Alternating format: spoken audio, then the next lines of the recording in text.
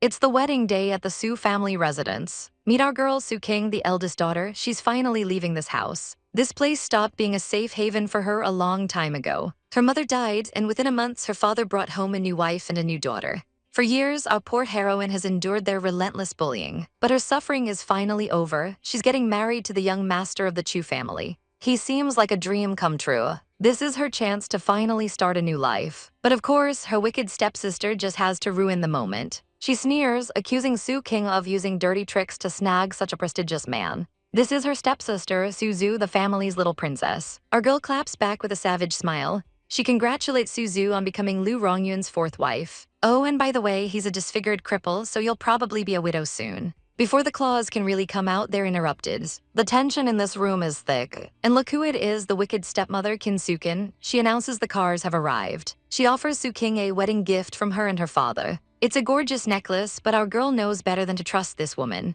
Still, she has no choice but to accept it. The stepmother orders the maid to escort Su King to the Chu family's car. But as she's led away, a sinister plot is revealed. The stepmother reassures her daughter. She drugged Su King's food, and that car is not going to the Chu family. It's going to the Lu family, a perfect punishment for stealing her daughter's man. And if she even survives the night, well, rumor has it Lu's previous wives were all tortured to death. In the car, our girl starts to feel strange. It's getting so hot. She remembers the stepmother giving her an extra portion of her favorite dish. So thoughtful, or so she thought. The heat becomes unbearable. The food, it was poisoned. After all her caution, she still fell for their trap. She looks out the window and panics. This isn't the way to the Chu estate. The driver coldly informs her that he's from the Lu family. The Lu family, her blood runs cold. She demands he stop the car, but he just points to the necklace. It was personally selected by Patriarch Lu. That witch Kin Sukin, she switched the weddings. They're sending her to a house of horrors just to be destroyed. As the car slows down, she knows this is her only chance. She refuses to let them win.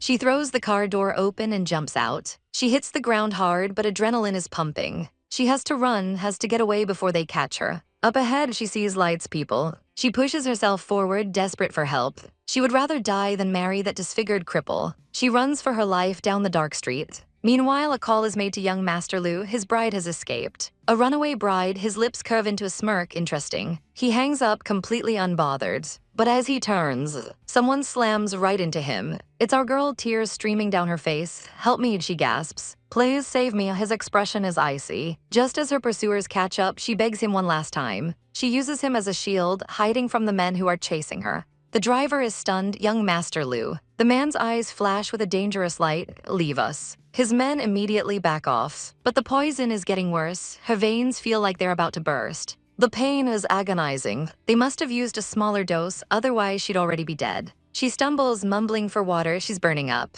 He catches her, his sharp eyes noticing her flushed state. She's been drugged. In her delirium, she clings to him. "Please, save me, I'll do anything." Her body is on fire. He grabs her chin, forcing her to look at him. "Do you know who I am?" His gaze is intense, almost predatory. She can barely speak, and no, so hot, please. "Endure a while longer," he says, his voice surprisingly soft. His driver is shocked. Master Lu never interferes in other people's business. But our girl is just desperate to live. "Save me, don't let me die." He pulls her close. "Lucky day, you'll live." She finally passes out, trusting him completely. He scoffs. "Woman, remember, I'm Lu Rongyuan, the very man she was running from." He tells his driver to take them to their hospital. This debt will be repaid. The driver obeys without question. The next morning, she wakes up in a hospital VIP suite with a pounding headache. "Where?" she whispers, looking around the unfamiliar room. "A hospital, how did she get here?" Then she sees him. A man is asleep, his head resting on her bed. And wow, he's unusually handsome. She flashes back to the night before. He saved her,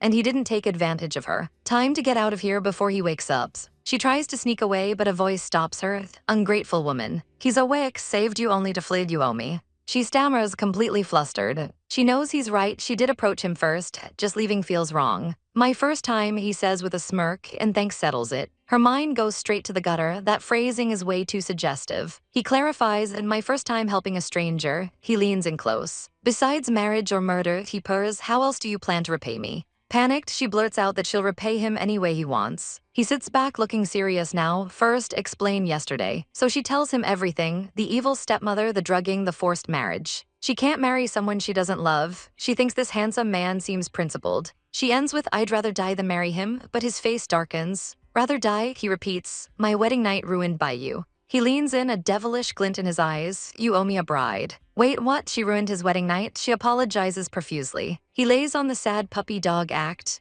"A poor man like me finally finds a wife only to lose her. He's got her right where he wants her." She promises again to repay him. "Truly?" he asks, his chibai form looking absolutely delighted. He grabs her hand. "Then come now, meet my parents." He stops her, telling her not now. Our girl tries to leave, telling him they'll talk later. She needs to confront her father, but he just hands her a note. He smoothly tells her he'll wait for her. He picks up the necklace she left behind with a dangerous smirk. Just then, his phone rings. It's his assistant, panicking that the bride ran away. He asks what could possibly be more important than the wedding. He casually mentions he was with the bride all night. Plot twist. His confidant is completely baffled. He explains the Sue family pulled a Beitan switch with their disfavored daughter. The man on the phone confirms it was a scheme and our girl was the victim. Our ML is ice cold. He orders the marriage annulled. And he wants no reprisals against the Sue family. His friend is losing his mind. The Sue family deceived him. But the boss has spoken, process the annulment. His assistant reminds him his record is only widowed, never divorced. With 3 deceased wives, a live one messes up the whole plan. He remembers our girl's face from their night together. A look of pure determination crosses his face. He declares with chilling confidence, this one won't die. He orders his man to prepare an inexpensive car. The play. It's time to move. Wife retrieval. This man is not playing games. Meanwhile, our girl arrives home to find the matter is already closed. Her father and stepmother look relieved but confused. Why would the powerful Liu family let this go so easily? The moment he sees her, her father explodes with rage. He grabs her, his face twisted in fury. She demands to know if he was in on the scheme, and he loses it. She calls him out for throwing her to the wolves. Her father and stepmother are completely unfazed. He has the audacity to tell her she should be grateful. She fires back, asking why her precious stepsister wasn't sent instead. He claims it was her duty as the eldest. Her world shatters. The blatant disregard for her life is staggering. She reminds him he's barely been a father to her at all. He slaps her for disrespecting the woman who ruined her life. A poor heroine trembles, whispering, "My mother died years ago." She remembers a childhood of being treated like a servant. While her stepsister lived in luxury, she was a beggar in her own home. She was the invisible daughter, a secret kept from the world. She was utterly alone. Marriage was supposed to be her escape, but it was just another trap. Her father defends his new wife and coldly dismisses our girl. After 17 years of this, she finally realizes explaining is pointless. But her wicked stepmother isn't finished with her yet. She leans in, whispering about her wedding gift. Our girl stares in horror, realizing the truth. The evil woman smirks, asking if she was satisfied. Pure evil. The evil stepmother corners our girl, Su King, looking way too smug for her own good. She sneers, holding a secret that could ruin everything. Then she drops the bomb. Su King bore another man's child years ago. She threatens to expose her for fraud, a scandal that would destroy her. Our poor girl remembers the nightmare, how she was framed and her child supposedly died at birth. But the stepmother delivers the most twisted plot twist ever. The child didn't die, it was a boy. Su King completely loses it, demanding to know where her son is. But this monster just calls the child a valuable pawn and refuses to say a word. Our girl is left trembling with rage, vowing to get her revenge someday. The wicked witch just smirks and walks away, leaving our heroine to crumble. But Su King's resolve hardens. She will find her son no matter what it takes. Later, our girl is drowning her sorrows with her best friend and Duo. And Duo is absolutely livid about the whole bride-swapping fiasco. She downs her wine, ready to fight someone on our girl's behalf. But Su King is just broken, whispering how much it all hurts. Her own father used her, sacrificed her for his own gain. She sobs, convinced she's lost the love of her life, Tianyi, forever. She's hit rock bottom, feeling like she has nothing left. Bestie of the year and Duo tries to hype her up, promising to find her a better man.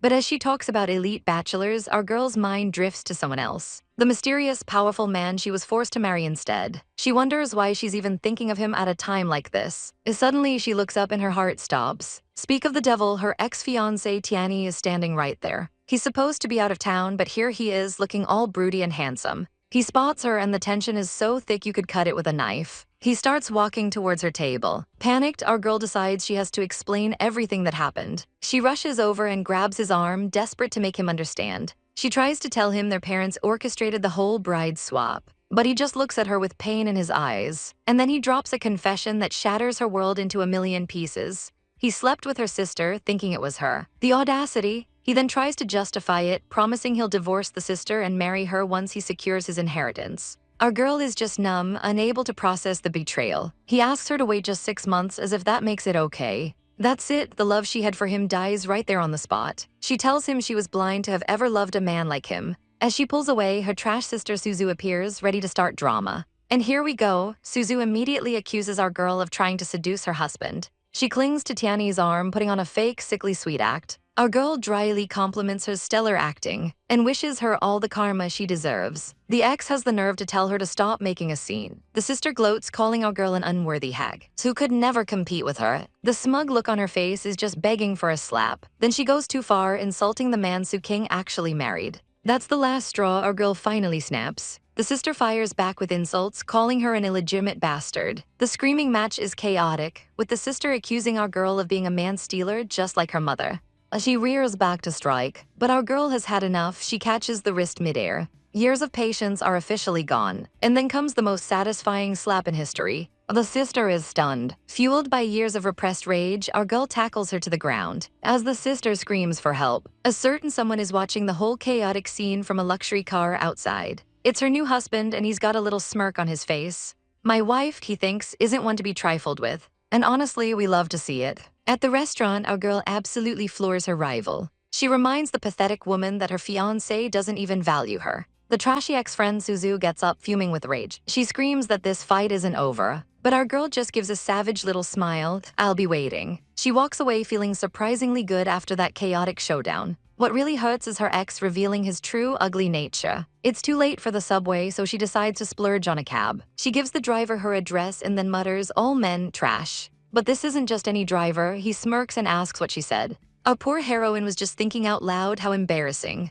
Suddenly he yells, "Look out," and pulls her close to him. She blurts it out again, "You men are all scum." Then in a drunken haze, she whispers, "I wanna," and leans in for a kiss. And she immediately passes out on his shoulder, so chaotic. Oh no, not only that, she's about to puke all over him. The next morning, our girl wakes up with a pounding headache. She sits up, completely disoriented in an unfamiliar room. Her eyes land on a man sleeping peacefully beside her. And holy moly, he's shirtless, the abs, she panics. Clutching the sheets, her mind races. What happened last night? The mystery man wakes up and offers her some water. He says her voice is raw from crying and asks what she was doing out so late. She realizes she mistook his car for a taxi. He just smiles and calls it fate. Our girl is mortified and insists on taking responsibility for her drunken mistake. She awkwardly chugs the water while he just stares. He teases her, calling drunkenness a convenient excuse. Her vomit ruined his clothes. He tried calling her old number, but it was disconnected. Oh right, she changed it. He decides they should start over. Let's reintroduce ourselves. She says her name is Su King. He thinks it's bizarre how close they are already. He introduces himself as Lu Rongyuan, a 30-year-old errand boy, and adds that he's completely healthy, making our poor girl choke. But wait, Lu Rongyuan, the name rings a bell, the eldest son of the Lu family. Rumor has it he's disfigured, terminally ill, and stuck in a wheelchair. She looks at this absolute snack of a man in front of her. Nah, can't be him, must be a coincidence. He mentions he's single now, by the way. She remembers her ex's betrayal, her old life is over. It's time to move forward and be completely chaotic. So she looks him dead in the eye and asks, "Will you be my boyfriend?" He's stunned for a moment, processing her sudden proposal. Then he says, "I won't be your boyfriend." Oof, rejection, our girl is so embarrassed. But then he leans in close, a glint in his eye, "I'll be your husband." Wait, what? From boyfriend to husband in 2 seconds. Our girl thinks this is moving way too fast. But he smoothly suggests they take it slow and just be boyfriend and girlfriend first. He checks in about her parents, asking if they gave her a hard time. He's completely touched by her kindness. She's so gentle despite this whole chaotic mess. He tells her they're on a trip to clear their heads, but he'll take her to meet them soon. She agrees, but her stomach betrays her with a massive growl. He just laughs and takes her hand, offering to get her some food first. His grip is so firm and warm around her little hand. She can only blush and nod like a fool. She must be crazy, agreeing to date a guy she's met twice. Meanwhile, he's just staring at her, thinking she's the most adorable thing he's ever seen. At the restaurant, he tells her to order whatever she wants. But our girl is trying to be considerate, saying a simple set meal is plenty. He's so amused. "Is my girlfriend trying to save me money?" he teases. He thinks she's such a good girl and he needs to cherish her properly. Then he whips out a gold card, handing over his entire life savings. He claims he doesn't earn much but will work hard for a better life with her. Our girl is absolutely floored. He's giving her his entire fortune after 2 days. He insists it's normal, saying a man's heart is where his money is. She clutches the card, stunned. Is this what security feels like? Holding it, she feels a sense of calm. He may not be rich, but he's sincere. This is all she ever wanted, a simple, warm life. She agrees to hold on to it, telling him to just ask her for pocket money. It's a deal. He smiles, completely satisfied. Finally, their food arrives and they can start eating. But their date is about to be crashed. His friend Wan Yang spots them from outside. Wan Yang can't believe his eyes, the head of the Liu family at a roadside stall. And with a woman, his ice-cold boss is finally in love. She notices he's barely eating, just serving her food this whole time. She asks if she did anything embarrassing last night while she was drunk. He just smiles, playing it cool and telling her not to worry. Our poor heroine admits she completely blacked out. The absolute cringe is real. Just then, a voice calls out to her new boyfriend. His friend casually strolls up to their table. Wan Yang is practically buzzing. He's not walking away from this spectacle. "Your friend," our girl asks politely. "Not very close," he replies coldly, but they introduce themselves. Wan Yang greets her, but he's completely stunned. He's never seen such a beautiful woman in his life. Rongyun immediately grabs her hand and declares, "My girlfriend." His friend's jaw hits the floor. The impossible has happened. The eternal bachelor is taken. Our girl quickly makes an excuse to leave for another appointment. As soon as she walks away, Wan Yang starts grilling his boss. What is going on? Rongyun is unbothered. Chasing his own wife is way more fun than some boring engagement. But his friend warns him this is dangerous. What if his enemies realize she's his weakness? His eyes turn to ice. "Anyone who wants to die is welcome to try me." The CEO's assistant can't believe his eyes. After all these years, his boss is finally showing interest in someone other than work. Maybe this isn't such a bad thing after all. But he reminds the boss that Miss Su is just making a delivery. The CEO just smirks, grabbing his keys. He's fully committed to his poor boyfriend act to win her over. The assistant is absolutely floored when he sees the cheap car his billionaire boss is driving. The boss warns him to keep his mouth shut around her. The assistant's survival instincts kick in and he zips his lips. The CEO sits in his humble ride, sending a quick text. He's arranging for a salary to be transferred to his own account to keep up the facade. 2 weeks later, our girl is working late again. She has to rush to catch the last bus home, but she's too late and watches it drive away. Looks like it's another expensive cab ride for her poor wallet, but just then a car pulls up beside her. She looks over and it's him, Liu Rongyun. She's stunned, realizing it's been 2 whole weeks since they last saw each other. Our poor girl almost forgot she even had a boyfriend. He smirks, saying he'll have to refresh her memory tonight. He claims he finished work early just to see her. She plays it cool, saying she's been busy too. He opens the car door, inviting her to dinner. He tells her he'll be her personal chauffeur from now on. It's not safe for a girl to be out so late, he says, getting way too close for comfort. He leans over to buckle her seatbelt. Chauffeur duty comes with the boyfriend title, he purrs. Our girl's heart is about to explode. They drive through the city, pulling up to an absurdly fancy restaurant. She recognizes it immediately. This place is for the super elite. It only serves 50 guests a day and you need more than just money to get in. She panics, thinking about how crazy expensive it is. Her family couldn't even dream of getting on the wait list, but he just calls the food decent. She tries to back out, worried he's just trying to save face. She's convinced he has no idea how much a meal here costs, but he just grabs her hand, telling her not to worry about his wallet. "This is what boyfriends do," he says, looking deep into her eyes. She's still flustered, protesting that they can't even get in. But of course, the drama follows them everywhere. Her snake of a sister shows up with her own arm candy. Our girl can smell the fake innocence from a mile away. The sister immediately zeroes in on the handsome man beside her. She's stunned by how gorgeous he is, and immediately gets jealous. Our girl proudly introduces him as her boyfriend. She adds a savage little comment that her love life is none of her sister's business. Oh, the sister is shook. Her fiancé scoffs, thinking our girl must have hired an actor to make him jealous. But our man isn't about to let that slide. He pulls her in for a kiss right there in front of them. The evil couple is completely speechless, and he just keeps kissing her, staking his claim in the most dramatic way possible. He leans in and kisses her right in front of her scumbag ex. The shock of the moment completely takes over. Our poor girl is flustered, thinking this might be real love. He's just thrilled she's calling him hers, even if it's an act. But her ex loses his mind and grabs her wrist aggressively. She screams at him to let her go. Suddenly, a hand intercepts. It's our ML, looking deadly serious. He twists the ex's arm, telling him to show some respect. The new girlfriend sneers, calling him a pathetic gold digger. But our girl claps back, saying she'd be happy on a bicycle with him. The ex is fuming, calling him a penniless loser. She warns him to watch his mouth before he seriously regrets it. Her new man calls her darling, ready to leave the trash behind. He finds her fierce defense absolutely adorable. He dismisses the annoying couple as flies not worth their time. The new girl screeches, "Who are you calling flies?" She claims they could never get a reservation at a fancy place like this. He coldly agrees it's no place for strays. The look in his eyes could freeze hell over. And just like that, he announces they're permanently blacklisted. The audacity, she can't believe what she's hearing. She scoffs, asking who this clown thinks he is. Our girl knows he's bluffing, but she's ready to ride or die for him. The mean girl taunts her, saying reality is about to hit hard. A tense stare-down ensues as the manager approaches. She smugly tells them to apologize before they get dragged out. Our heroine just smirks and tells her to dream on. The girl tries to tattle to the manager about the strays. She wants them thrown out for being an embarrassment, but the manager walks right past her without a single glance. He bows respectfully to our girl's boyfriend, calling him Mr. Lou. The trash couple's jaws are on the floor. Our girl is just as confused. She starts to question everything. Has she ever truly known him?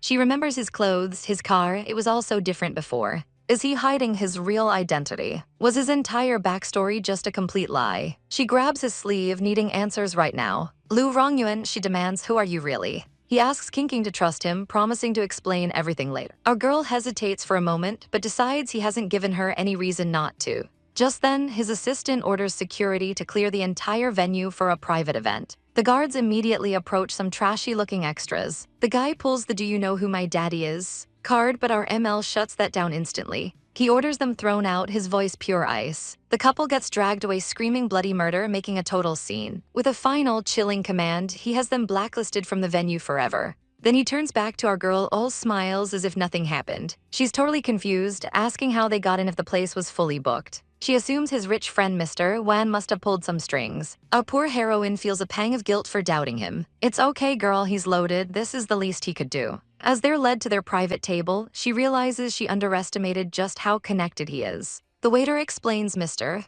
Wan had an urgent matter, leaving them to enjoy the feast he prepared. He tells her his friend's role is done. They sit down to eat. She asks what role, and he plays it off as a corporate emergency, not wanting a third wheel. She then asks how he even knows someone so wealthy. He casually claims he saved the guy's life once without blinking an eye. Our girl buys it, but something still feels off. As he gently peels a shrimp for her, her mind flashes back to the insults thrown at him. She worries that their nasty words might have hurt his feelings. She tells him not to take it to heart, but he just brushes it off, calling them dogs barking as he places the shrimp in her bowl. She's still a little shaken. He reassures her that her boyfriend isn't so easily provoked by nobodies. Finally, she relaxes and they decide to just enjoy their beautiful dinner. Later, they're driving home under the starry city sky. The mood is romantic and quiet. He reaches over and takes her hand. She gets all flustered, telling him to watch the road, but he just smirks, loving how easily he can make her blush. He keeps holding her hand, the smooth operator. Our girl just melts into a puddle, staring at her reflection. But the sweet moment is shattered when his phone suddenly rings. His entire demeanor shifts as he answers, his face hardening into a grim mask. His knuckles turn white on the steering wheel. Our girl is stunned. She's never seen him look this serious before, and a cold dread fills her heart. Our girl tells her new beau she's fine and to just drop her off here. He promises to pick her up for work tomorrow, then speeds off into the night. But the moment she's alone, her phone rings. It's an unknown number. A panicked voice screams on the other end. It's her friend Ryuoryo, and she's in trouble. King races to the King's Club, bursting through the doors like a bat out of hell. And there she is, Ryuoryo, being forced to drink by some sleazy guy. Our girl storms over, grabbing her completely wasted friend. Get out of the way, she yells, shoving the creep aside. He stumbles back dramatically, and his little goons immediately panic. King doesn't stick around to chat. She grabs her friend and bolts. They duck into a deserted back alley, hoping they lost them. But their relief is short-lived. They hear terrifying voices nearby. They've stumbled upon a man getting the beatdown of his life. Of all the alleys in the city, they had to walk into a gang war. They try to sneak away while the thugs are distracted. But a clumsy step gives them away. Who's there? A voice shouts. Crap, they've been spotted by the masked goons. King tries to lie her way out of it, claiming they saw nothing. But the leader slowly approaches, and you can feel the absolute dread in the air. He stands before them, an intimidating figure surrounded by his crew. Our girl's eyes lock onto his mask. The red horns, it's the Dark Knight Syndicate. She realizes they are in a world of trouble. No one escapes the Syndicate. The man on the ground continues to beg for his life. He confesses to betraying the boss out of greed. Big mistake, buddy. The boss is asked what to do with the traitor. His command is simple and ruthless. Deal with him according to the rules. The man is dragged off, screaming for a mercy he will not get. This is not a drill. These guys are terrifyingly real. The boss turns his cold gaze towards our girls. His subordinate asks what to do with the two witnesses. Her heart plummets. She promises they'll keep their mouths shut, but the henchman is savage. Only the dead don't talk.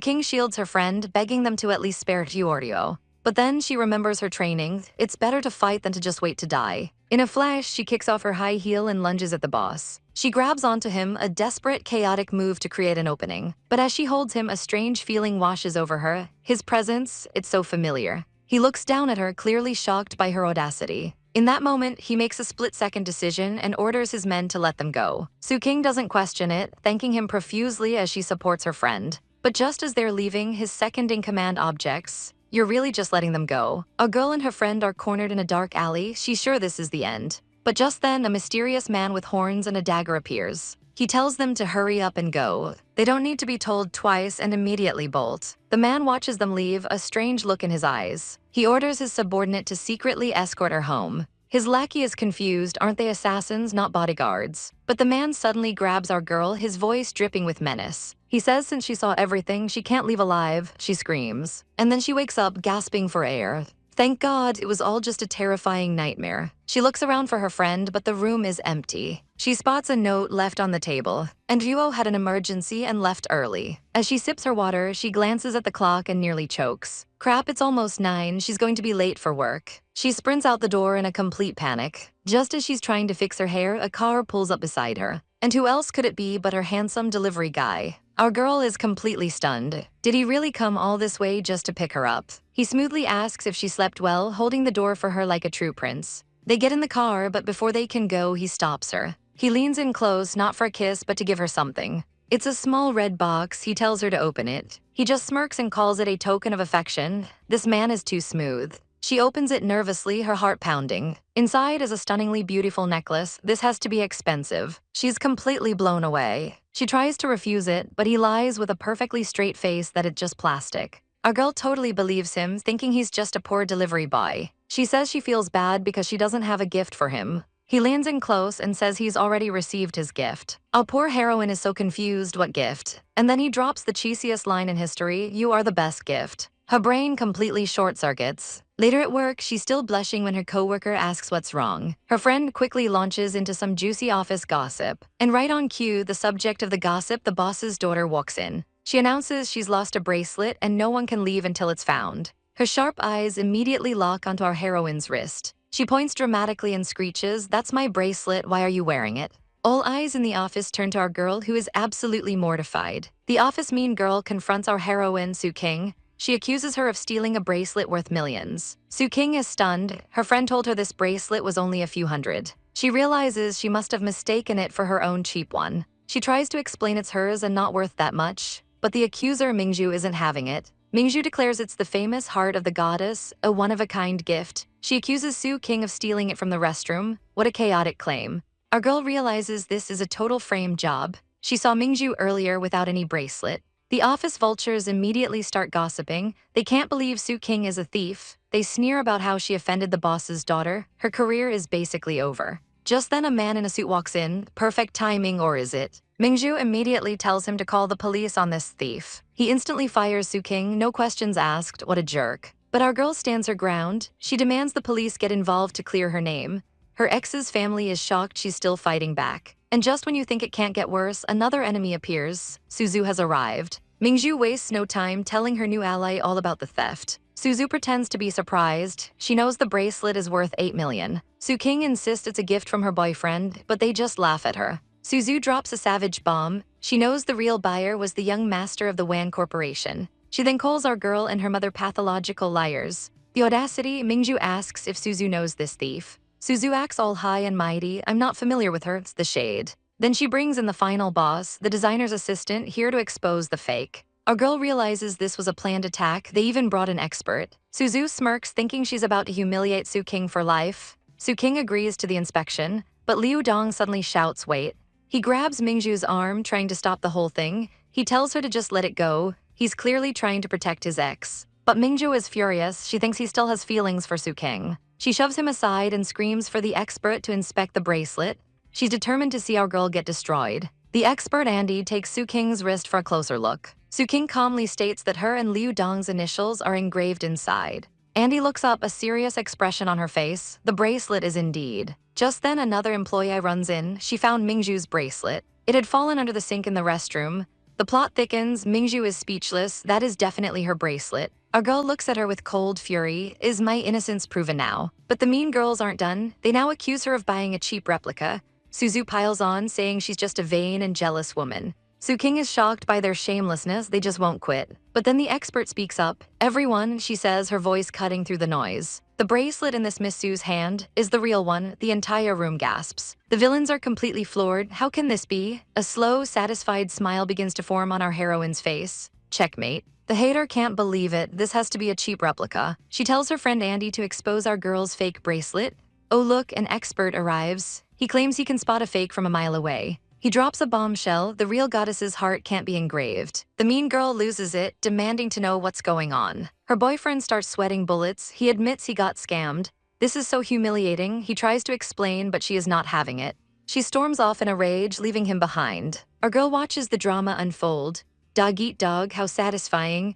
The real expert compliments Su King's bracelet, wishing her and her boyfriend happiness. Andy is absolutely fuming. How did Su King get the $8 million bracelet? She accuses Su King's broke loser boyfriend of being a fraud. She straight up calls him a sugar daddy, but our girl claps back with pure savagery. Weren't you the one who got thrown out last night? Ouch. The hater is seething. Let's see how long you can keep that smug look. She stomps away, defeated for now. But her words plant a seed of doubt. If the bracelet is real, was he lying? Our girl shakes it off. He's her boyfriend, she should believe him. It must be a super realistic replica. She decides to buy him a gift in return. She heads to the store feeling happy and in love. She's so excited, she can't wait to see his face when he opens it.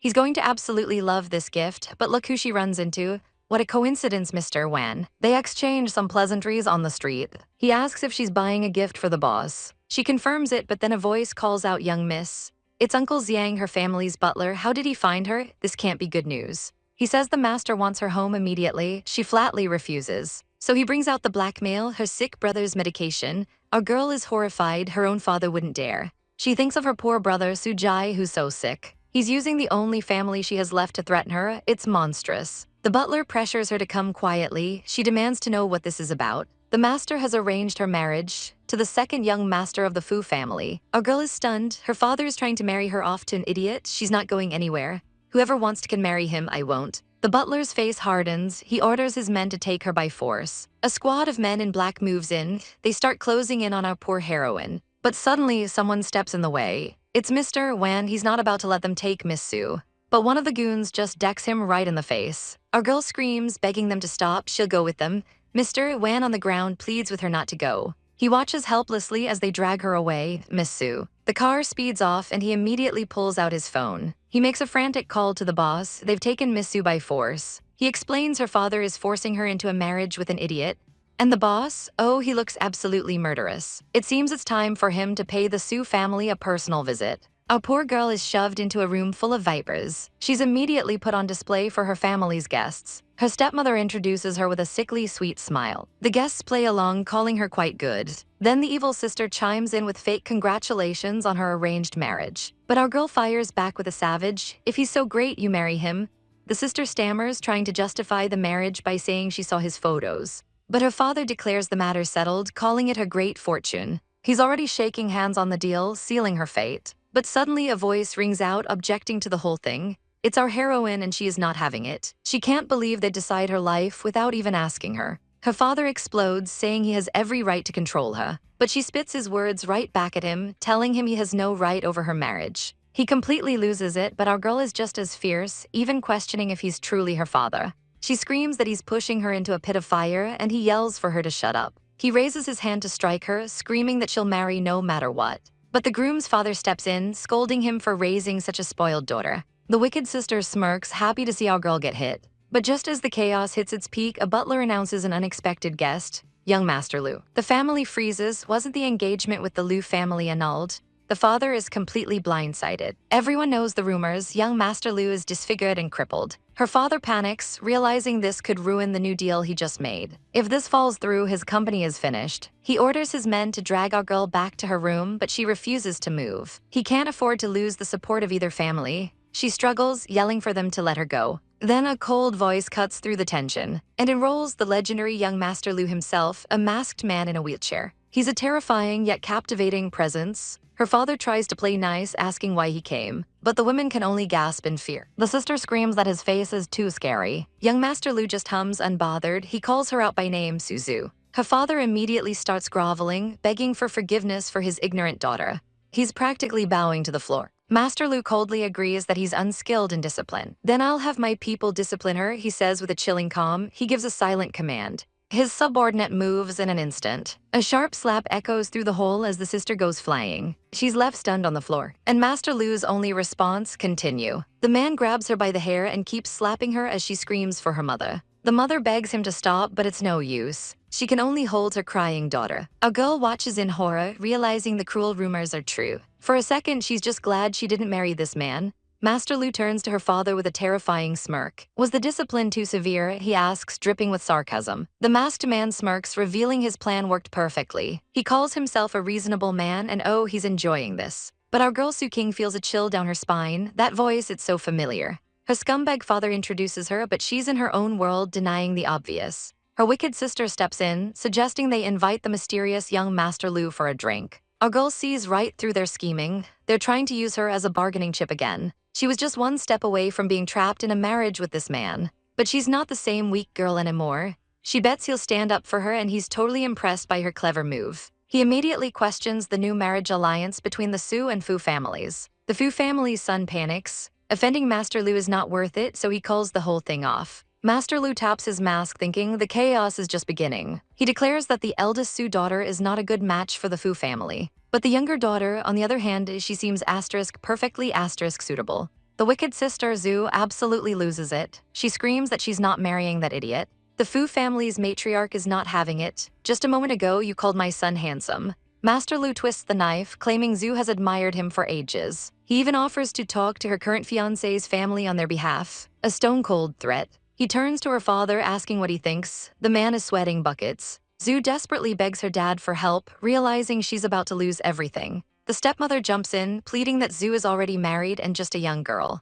Our girl scoffs, 26 is not young, honey. She throws their own words back at them. You said it was a good match, didn't you? This is a golden opportunity for her sister to marry again. What a savage takedown. The stepmother completely snaps. She says the Fu family isn't worthy of her daughter. Oh, you did not just say that. The Fu matriarch is absolutely livid. She unleashes her fury, calling the Su family beggars and Zhu a malicious schemer. She declares the Chu family is lucky to be rid of a daughter-in-law like her. With that, she grabs her husband and storms out. Mr. Fu officially cancels their business partnership, leaving the Su family in ruins. He politely invites Master Lu for tea, completely ignoring the desperate father. The deal is dead, the alliance is shattered. As they leave, the dad makes a pathetic attempt to apologize, but it's useless. He fumes, blaming his wife and daughter for being brainless idiots. The wicked duo can't believe it. Their plan to ruin Su King has backfired spectacularly. It's all our girl's fault, apparently. The delusion is real. But Su King just watches them burn, ready for whatever comes next. Her father decides hosting Master Lu is far more important than chasing the Fu family. He finally asks the million-dollar question,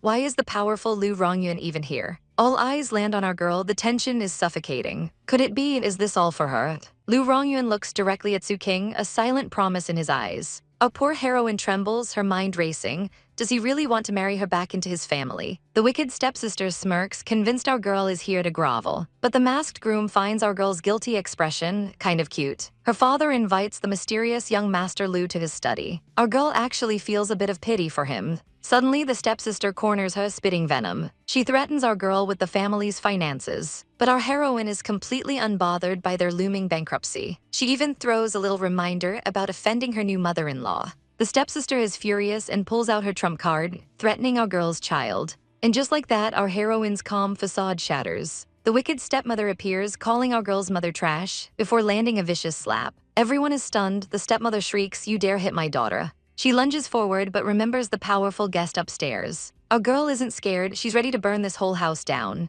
The stepmother can't believe this sudden backbone. Su King then drops a little blackmail of her own. She knows all about stepmommy's little secret trips to South Mountain. The woman goes pale. Our girl warns her one last time not to use her child as a pawn. Then she turns and walks away like an absolute queen. The stepmother promises her crying daughter that she'll get revenge. She brings fruit to her husband, ready to spin her tale. But her husband looks grim, he just wants to know where Su King is. The stepmother immediately launches into her sob story. She plays the victim, expecting him to be furious with Su King. But he snaps, he tells them to stop provoking Su King. Her marriage is off limits. The Liu family is not a force to be trifled with. Turns out young Master Liu already laid down the law. The father's entire plan is a complete bust. And then in a shocking twist, he slaps his wife, telling her that her daughter deserved it. The stepmother is absolutely speechless. He orders her to tell her daughter to learn some manners. Meanwhile, our girl is walking outside when she spots a familiar car. It's young Master Liu's. His assistant approaches, saying the master requests her presence. Our girl immediately panics. Is he here to punish her for running away? He just tells her to get in the car. She sits as far away as possible, terrified. She tries to thank him for his help, but he just tells her to sit closer. He suddenly grabs her hand. If you're going to thank me, he purrs, show some sincerity. And with that, he pulls her right into his arms. Our girl tries to plead her case, insisting it's all a big misunderstanding. She explains she was drugged, but he just twists her words with a smirk. She tries to reason with him, saying marriage should be based on feelings. But this man is not having it. Feelings can be cultivated, he says, totally dismissing her. And when she says a forced relationship won't work, he hits her with the most savage line ever. Our poor heroine is scrambling, trying to think of any excuse to get away. She blurts out that she already has a boyfriend, but this psycho just threatens to cripple him. She realizes with horror that the rumors about him being cruel were 100% true.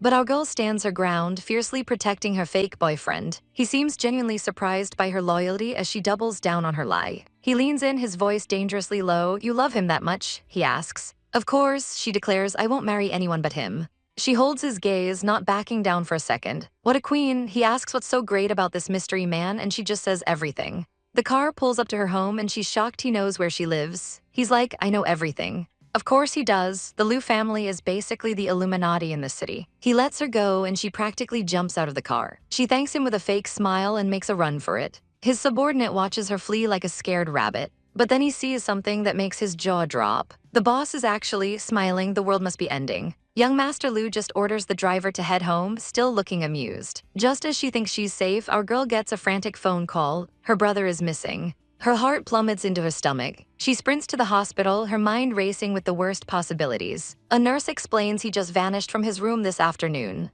She immediately suspects her trash family, the sus, are behind this. But then she hears a familiar voice call her name. It's Jai, her brother is safe and sound. She immediately grabs his ear, scolding him for giving her a heart attack. He jokes about living life to the fullest, but she's just terrified of losing him. Our poor girl is reminded of his serious heart condition and the surgery she can't afford yet. He tells her not to push herself so hard, not knowing she's doing it all for him. Suddenly, Jai notices the red mark on her cheek. He demands to know who hit her, but she quickly denies everything. She can't tell him the truth. He needs the Su family's support for now. He can tell she's lying, but he decides not to press her on it. They change the subject to lighter topics. Soon he starts to get tired and lies down. She gently tucks him in, her heart aching for him. She promises to visit again soon before quietly leaving. It's late and she's all alone, hoping to catch the last bus home. But just then, a shady van screeches to a halt right beside her. Before she can even scream, a man grabs her from behind. Our boy Liu Rongyuan is relaxing with a nice game of Go. Or more accurately, he's busy destroying his friend. The poor guy can't believe he lost again. The winner smugly reminds him about their bet. He wants an expensive painting, but it's not for him.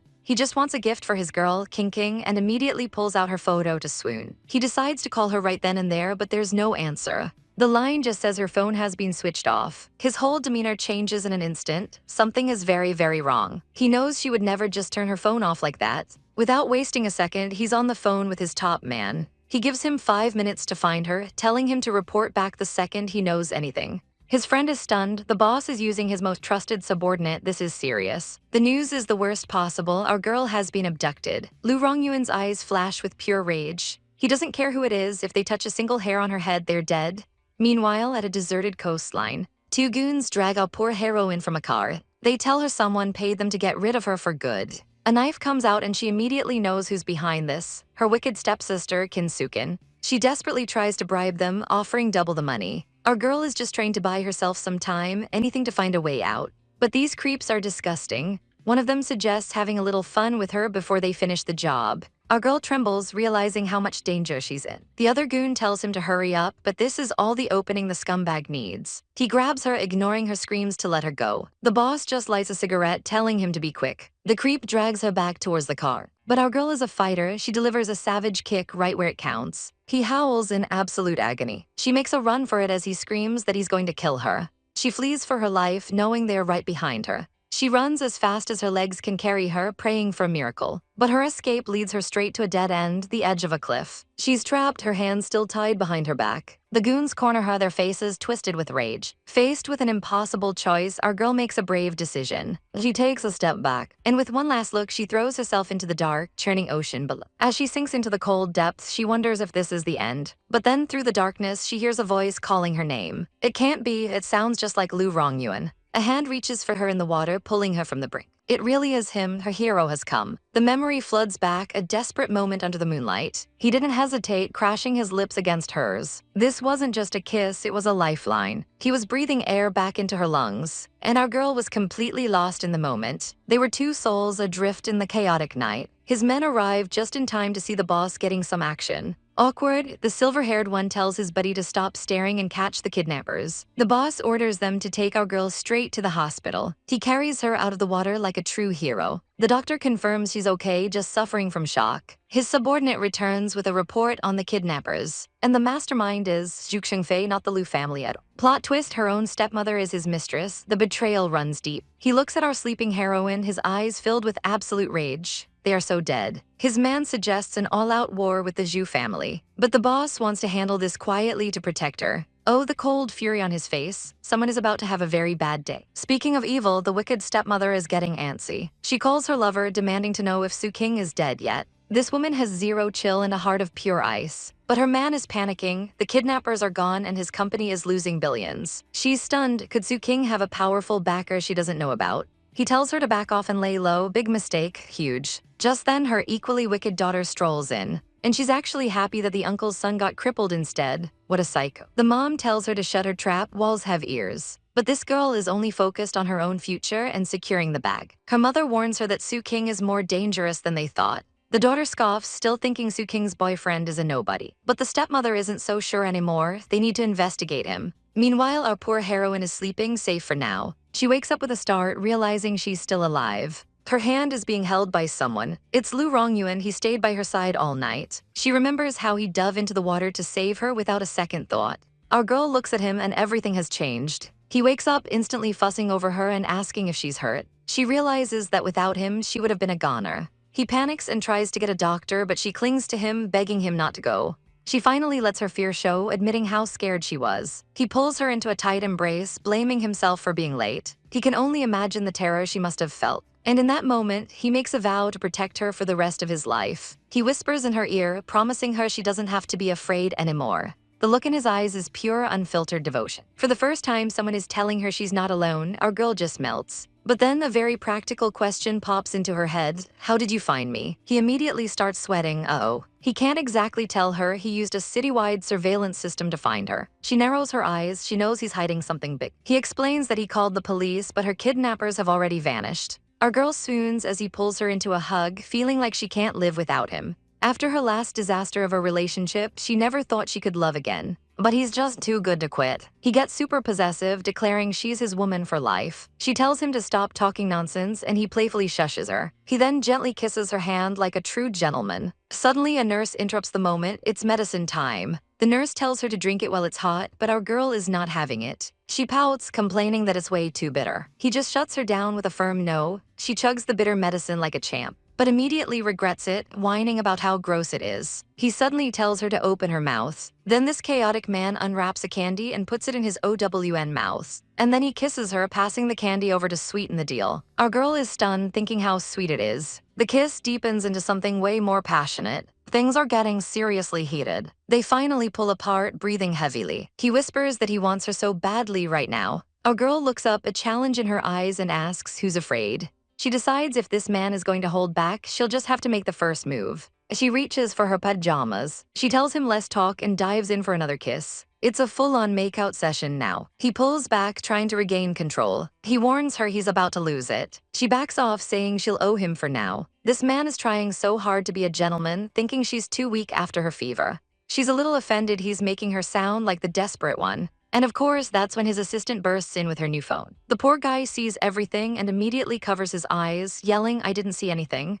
He makes a hilariously fast exit. With the mood officially killed, he tucks our girl into bed. He tells her to rest while he runs some errands. He leaves, thinking she's adorable and that the interruption was absolutely mortifying. Outside, his assistant makes a fatal mistake, asking why the boss was so fast. He gets a savage death glare for questioning the boss's stamina. The boss asks what he wants. Turns out the old master knows what happened and has summoned him. He agrees to go, telling his assistant to watch over our girl. "Yes, boss," the assistant says, probably relieved to still be alive. But back in the room, our heroine isn't resting. She's on the phone, looking absolutely furious. She tells the person on the line that she will not let Kinsuken get away with this. It's time to settle the score. Our girl is taking a walk with Mr. Wan, noticing the hospital floor is totally empty. She gets curious and asks how long he's known the boss, Lu Rongyun. He deflects, saying it's been a while, but doesn't give a real answer. He just smiles and tells her she made the right choice with him. He explains that everyone calls him boss because he's the oldest sibling. But wait, Lu Rongyun told her he was an only child. Mr. Wan immediately starts sweating. He's scrambling for an excuse, his brain short-circuiting on the spot. Just then, the man himself appears, saving his assistant from certain doom. Mr. Wan dips out faster than a speeding bullet, leaving our girl to explain. She smiles, trying to act casual, but he just looks at her intensely. He gently scolds her for being out of bed, then offers to walk her back to her room. But just as they're about to leave, a nurse appears with her test results. Our girl's heart plummets. She's given birth before. What if the tests show it? She's terrified that if he finds out, he'll leave her for good. He senses her panic and tells her to go back to the room first. He'll handle the doctor. He walks away, leaving her reaching out for him, her heart in her throat. And in that moment, she realizes a terrifying truth. She's afraid of losing him. Back in her room, she's a wreck. One lie just leads to more lies. She decides she has to face it and tell him the truth herself. But when she enters the room, she sees him packing his things. Her worst fear comes true. He must know, and now he's leaving her. Bracing for the worst, she walks up to him, ready for the breakup talk. The look on her face is pure devastation. This is it. She reaches out, ready to say her piece before he can end things. But instead of breaking up, he just asks if she's forgotten anything for the trip home. Our girl is completely stunned. He's not breaking up with her. He explains the doctor said she's fine, he's just taking her home. He takes her hand, ready to lead her out of this place. She knows she can't hide the truth forever, she has to tell him now. But before she can speak, he just looks at her and says, "It's okay. I don't care about your past," he tells her, melting her heart on the spot. He promises that from now on, he'll be there to take care of her. He pulls her into a hug and places a gentle kiss on her forehead. She agrees, but a dark thought remains. This secret could still shatter them. They leave the hospital and head back to her place under the starry night sky. Back at her apartment, she's completely exhausted and lets out a big yawn. He gently tells her to get some rest, promising to watch over her. The fever medicine is kicking in, and our girl can barely keep her eyes open. As she rests, he looks around her small, neat apartment, and a strange feeling washes over him that feels like home. He turns to watch her sleeping peacefully in her bed. He chuckles to himself, noticing she fell asleep so fast she forgot the covers. He quietly approaches her bed, trying not to wake her. He gently pulls the blanket up to her shoulders, tucking her in. And before leaving her to rest, he leans down for one more tender kiss. Our girl wakes up to find him watching her so intently. He softly calls her name. She's still half asleep, barely able to mumble. But he doesn't need words, pulling her in for a morning kiss. He wishes this moment could last forever. Just the two of them lost in each other's arms. He tells her he loves seeing her the moment he wakes up and asks to stay longer. How could she say no to that face? But our heroine is filled with dread. This beautiful moment will shatter once he learns she has a child. Still, she greedily holds on, hoping for a little more time. Later that day, she's ready to get down to business. It's time to collect a debt from her wicked stepmother, Kinsuken. She calls her father, promising a solution to the company's money problems. Her dad is overjoyed and agrees to meet for dinner immediately. After hanging up, she texts her bestie Ryuoryo. She needs a private room booked at a specific restaurant and fast. She arrives to meet her friend, who informs her that the wicked stepmother is already inside. But our girl isn't worried. She's got a special guest arriving to make things interesting. Ryuoryo confirms the plan. Their room is right next to the stepmother's. Our girl just gives a sly, knowing smile. Just then a car pulls up and the trap is sprung. The special guest arrives, and it's some old geezer named Juk Fei. Ryuoryo is shocked he's here too, but our girl is ice cold. The stage is set. They head inside, ready for the show. Ryuoryo is freaking out. Why are her stepmom and a big shot chairman in the same private room? Then it hits her they are having an affair. She wants to expose them immediately, but our girl hushes her. Her father is a suspicious man. He has to see the truth with his own eyes. And Ryuoryo came prepared with the perfect tool for the job. The wall murals are hollowed out, giving them a perfect view of the room next door. This is just savage. Our girl calls her a lucky star as Ryuoryo makes her exit, demanding all the juicy details later. Of course, our girl will deliver. From their spy nest, she watches her stepmother cozying up to her lover. He's fuming about his company losing 10 billion and warns her to leave Soo King alone. He's still raging that his son's leg was permanently damaged, and they can't find who's backing our girl. A shocking revelation hits her. Zhu Chengfei sent her kidnappers, and someone powerful protected her by taking out his son. She wonders if it was Lu Rongyuan, but he never said a thing. Meanwhile, the wicked stepmother is trying to comfort her angry lover. Ugh, get a room. Oh wait, they did. Just then, the door to their room opens. Her father has arrived, apologizing for being late. Our girl smiles. He's not late at all. Showtime. As her dad asks about her business plan, a suspicious moan comes from the next room. He freezes. He knows that voice. Kinsuken, he roars, absolutely livid. Our girl plays dumb, asking her dad what's wrong as he storms out. He kicks down the door to the next room. And there they are, caught red-handed. He explodes, pointing a shaking finger at them. I've seen everything, get the hell out. Aunt Kin is absolutely losing it, accusing Sudo of cheating on her. He tries to stop her, but she's a woman on a mission. She threatens his family with bankruptcy, and he looks absolutely stunned. And then BAM, he slaps her across the face, calling her a fickle woman. Our girl watches from the side, a satisfied smirk on her face. This was all part of her plan. Aunt Kin is completely shocked, crying about how he dared to hit her. She tries to play the victim, but our girl isn't buying it. She knows her spineless father would never actually confront his lover's husband. And now it's her turn to make a grand entrance. She walks in all sweet and innocent, asking if they're having a romantic evening. She feigns surprise, asking what they're doing here since she had plans with her dad. She plays the part perfectly, saying she won't intrude on their date night. The absolute savagery. Aunt Kin finally realizes she's been played, and our girl points out her dad's bleeding lip. The aunt tries to deflect, but it's too late. She loses her cool and lunges to slap our heroine. But our girl is faster, catching her wrist midair. She gives a chilling warning, provoke her again and there will be consequences. Her father and his mistress are both stunned into silence. Meanwhile, a crowd has gathered to watch the family drama. Her dad has had enough embarrassment for one night. He grabs Aunt Kin, telling her not to make a fool of him. Our girl watches them go, knowing Aunt Kin is in for a world of pain. With their affair exposed, her father's precious reputation is on the line. Suddenly, a voice calls her name. She turns, wondering who it could be. Oh great, it's Lai Sen, the sleazy heir of the Lai group. He tries to remind her of their last encounter at a club. And now she remembers him, what a creep. He apologizes for his friend's behavior that night. He asks her to have a drink with him, but she has other plans and tries to leave. But this guy just can't take a hint. He grabs her arm to stop her. He demands she apologize to him with a drink for ruining his mood last time. Our girl isn't scared. She challenges him, otherwise what? He calls her an ungrateful woman.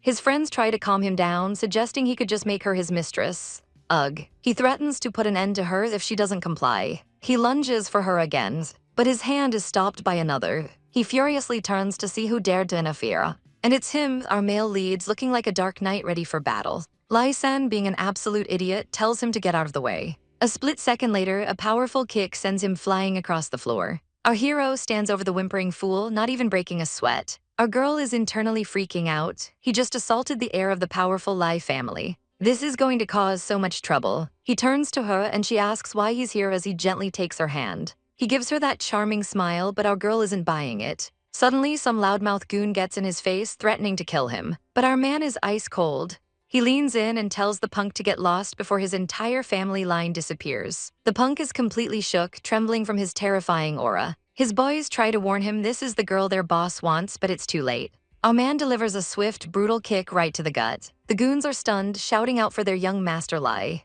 They try to threaten him, saying he just kicked the heir of the powerful Lai family. He just scoffs. If they ever bother Su King again, he'll make their dad apologize. Young Master Lai is floored. This guy just called out his father by name. Our girl is just as confused. He knows who they are but isn't afraid at all. The young master immediately caves, claiming it was all a joke. He saw pure killer intent in those eyes. With the trash taken care of, he turns back to our heroine with a gentle smile. Elsewhere, his silver-haired assistant gets a call from the big boss. He spots our couple surrounded by luxury cars and wonders who the important figure is. Deciding not to interrupt, he tells his driver to just hail them a taxi instead. He asks if she drove, but her car broke down and her rideshare bailed. She's worried about the Lai family, but he tells her not to worry, it was just self-defense. He gently reassures her, trying to calm her down. But she's still terrified, insisting he doesn't know how powerful the Lai family really is. She feels responsible and offers to apologize, but he invites her to stay at his place instead. She's still anxious, but his calm demeanor is slowly winning her over.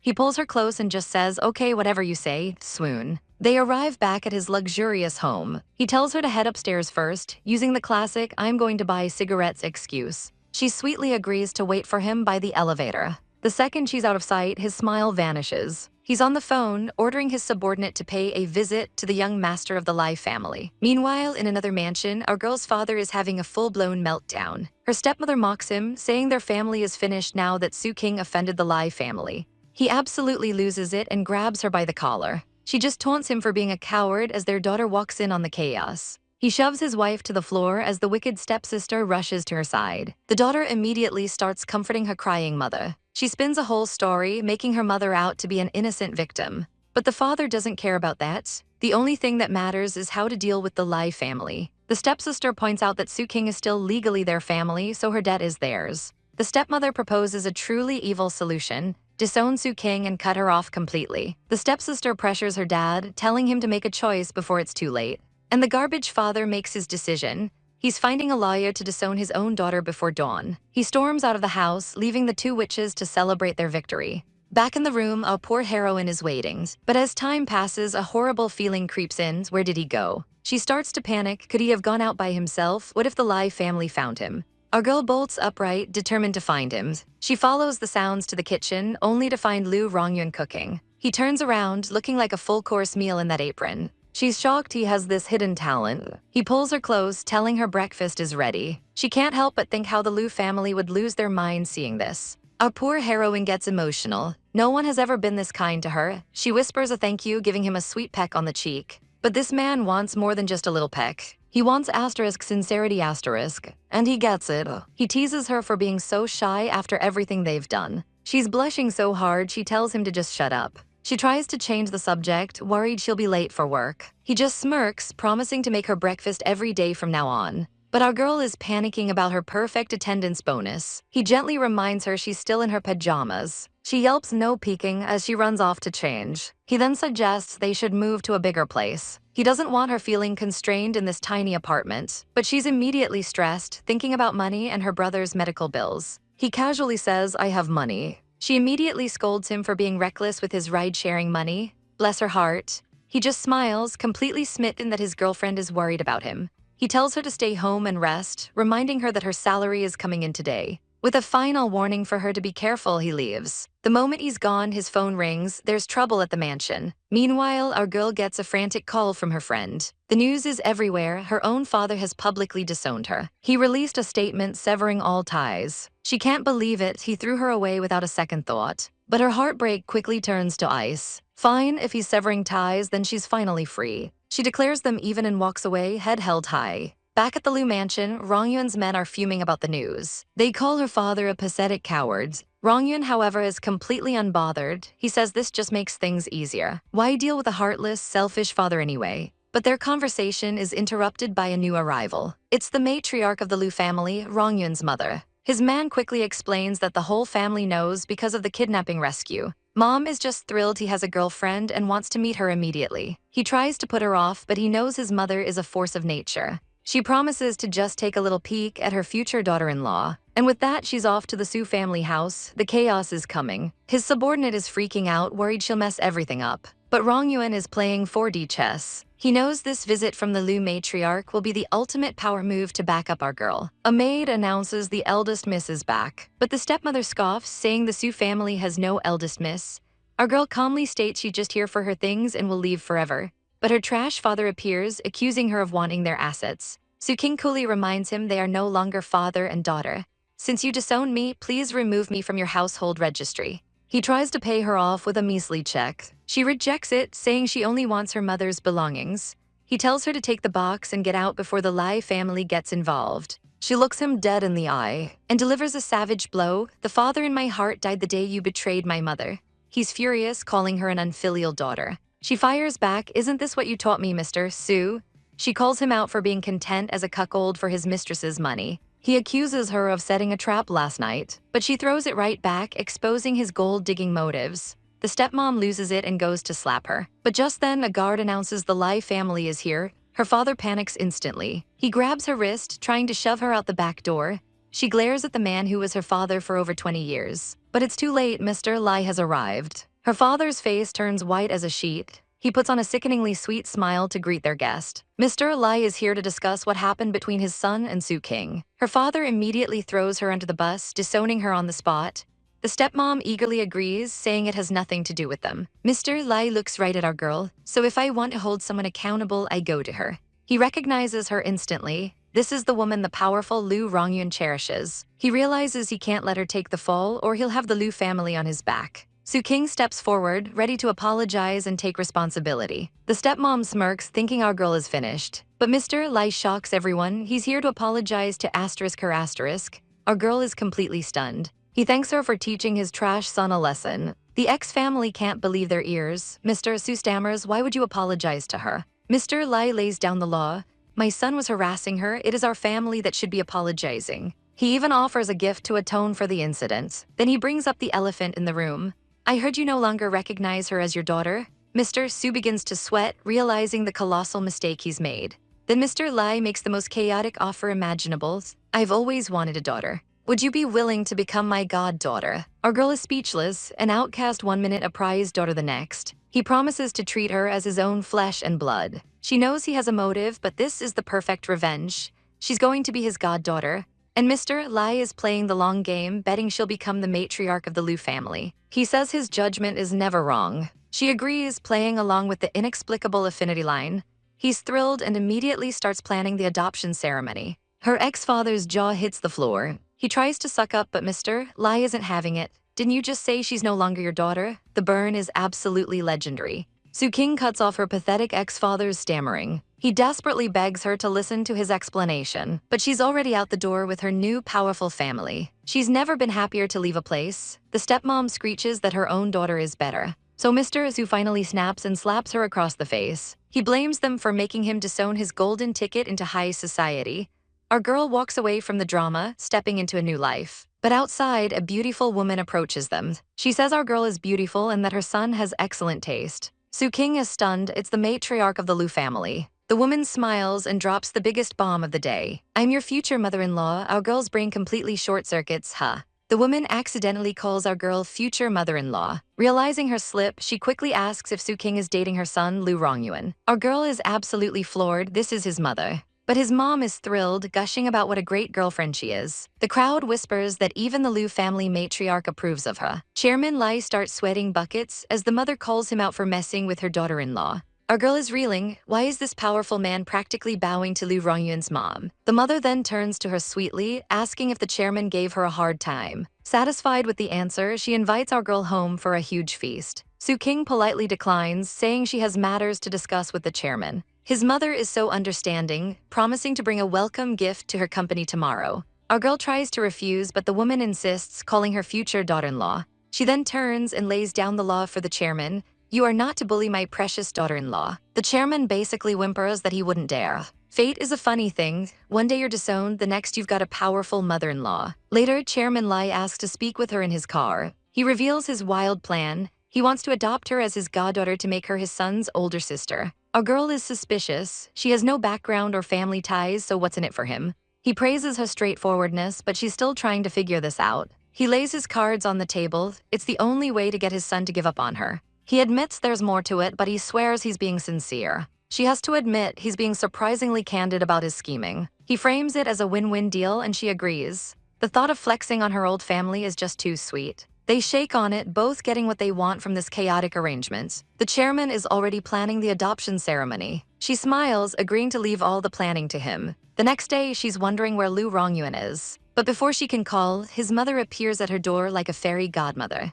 Our girl is shocked. She actually came to her workplace. The mother is here to deliver that welcome gift and a promise. Auntie's got her back. It's an insanely expensive jade bracelet. This is way too much. She tries to refuse, explaining that their relationship isn't even official yet. Big mistake. The mother immediately starts with the waterworks, asking if our girl dislikes her. King panics and backpedals immediately. The mother instantly stops crying and says, then take it. She claims it's a family tradition that can't be refused. Our girl finally relents, figuring she can just return it later. But just then, a slimy voice calls her name. Ugh, it's her garbage manager, Liu Dong, and he's on a power trip. He accuses her of being late and cancels her bonus for chatting during work hours. She hits back with a savage threat about his girlfriend's dad finding out what a loser he is. But her future mother-in-law steps in, ready to throw down for her girl. The manager scoffs, calling her a sugar baby, and tells her to get out. Our girl stands her ground, not even flinching. She calmly informs him he has no authority to fire her. He loses it, but she drops an absolute bomb. She knows he's been cooking the books. He splutters, denying everything. The mother looks on, beaming with pride. That's her savage daughter-in-law. But their chaotic showdown is interrupted. It's the big boss, Chairman Zheng. The manager immediately starts lying through his teeth. Our girl freezes. This is not good. Liu Rongyuan's mother recognizes the chairman. Her cover is about to be blown. She needs backup now. She whips out her phone. Son King is in trouble. Come quick, he's on his way. King stands her ground, explaining she followed all the rules for her leave. But manager Liu and the boss's daughter are determined to frame her for their mistake. Our girl claps back, stating she already gave the completed files to her colleague Kai. Kai immediately backs her up, confirming she passed everything to manager Liu yesterday. The manager panics. He was out drinking and completely forgot, but he decides to lie through his teeth. He denies everything, pointing his finger right at our poor heroine. He even has the audacity to call her a smooth talker. The nerve. King realizes it's useless. They're dead set on making her the scapegoat. Her friend tries to defend her stellar work record, but the chairman's daughter is a complete psycho. She claims the company doesn't need employees with no character. Oh, the irony, and just like that, the chairman fires her on the spot. Our girl is stunned. She's being fired just because she offended this spoiled brat. But she's not going down without a fight. She reminds him about her 5-year contract. If you fire me, you're gonna have to pay me. She stands tall, demanding every single cent of her compensation. The other employees can't believe it. They think she's completely lost her mind. The bratty daughter screeches, calling her desperate for money before demanding her dad fire her faster. She even threatens to ruin King's career in the entire city. Our girl looks the chairman dead in the eye. Is he really going to ignore a legal contract? He just smirks, amused by her sharp tongue. He thinks he's above the law. Fine, she says. If you won't pay my compensation, you can pay me in another way. Suddenly, she spots a familiar, handsome face in the crowd. Everyone turns to stare. Who is this godlike man? Is he a celebrity? And then a glamorous woman appears. It's his mother, and she's here to defend her future daughter-in-law. She tells her son to step aside. Mama Bear is taking over. He turns to our girl, who is completely bewildered but trusts him. He just smiles and says, okay. His words are like magic, calming her instantly. The crowd swoons. King is so lucky to have a boyfriend like that. The spoiled daughter just glares, her standards for men suddenly feeling very, very low. Her man gets straight to business. Will it be compensation or something else? But the chairman is still arrogant. He says she'll get nothing and he'll sue her for the company's losses. The ML calmly points out that Chairman Zheng has already suffered a heavy loss. What did you say? He asks, his voice dropping to a dangerous low. He grabs the old man by his collar. It's about to go down. People are freaking out. He's furious for his lady's sake. He leans in and whispers his name, Liu Rongyuan. The chairman's face drains of all color. The head of the Liu family, the man rumored to be crippled and disfigured. He's speechless, trembling in the ML's grasp. The chairman completely collapses to the ground in sheer terror. His daughter runs to his side, having no idea what just happened. He can only stammer, I was wrong, I was wrong. King is totally confused. What on earth did he say to him? Our ML just turns to her completely unfazed. You must be hungry, let's get something to eat. The chairman watches them go, knowing his life is over. His daughter, still clueless, yells that they should sue King. Girl, read the room. Enraged, her father slaps her across the face. You prodigal daughter, you've ruined the Zheng family. He immediately orders security to fire manager Liu. The snake is finally getting what he deserves. Liu desperately begs for help, but it's too late. He's dragged away kicking and screaming. The chairman looks on, completely defeated. Later, at a fancy restaurant, the ML's mother is doting on our girl. She's absolutely thrilled to finally meet her son's girlfriend. He explains his mom just got back from traveling and couldn't wait to see her. The mom is all smiles, saying she would have come back from her trip sooner if she'd known. King is perfectly polite, completely charming her future mother-in-law. His mom is already treating her like a daughter, piling food on her plate.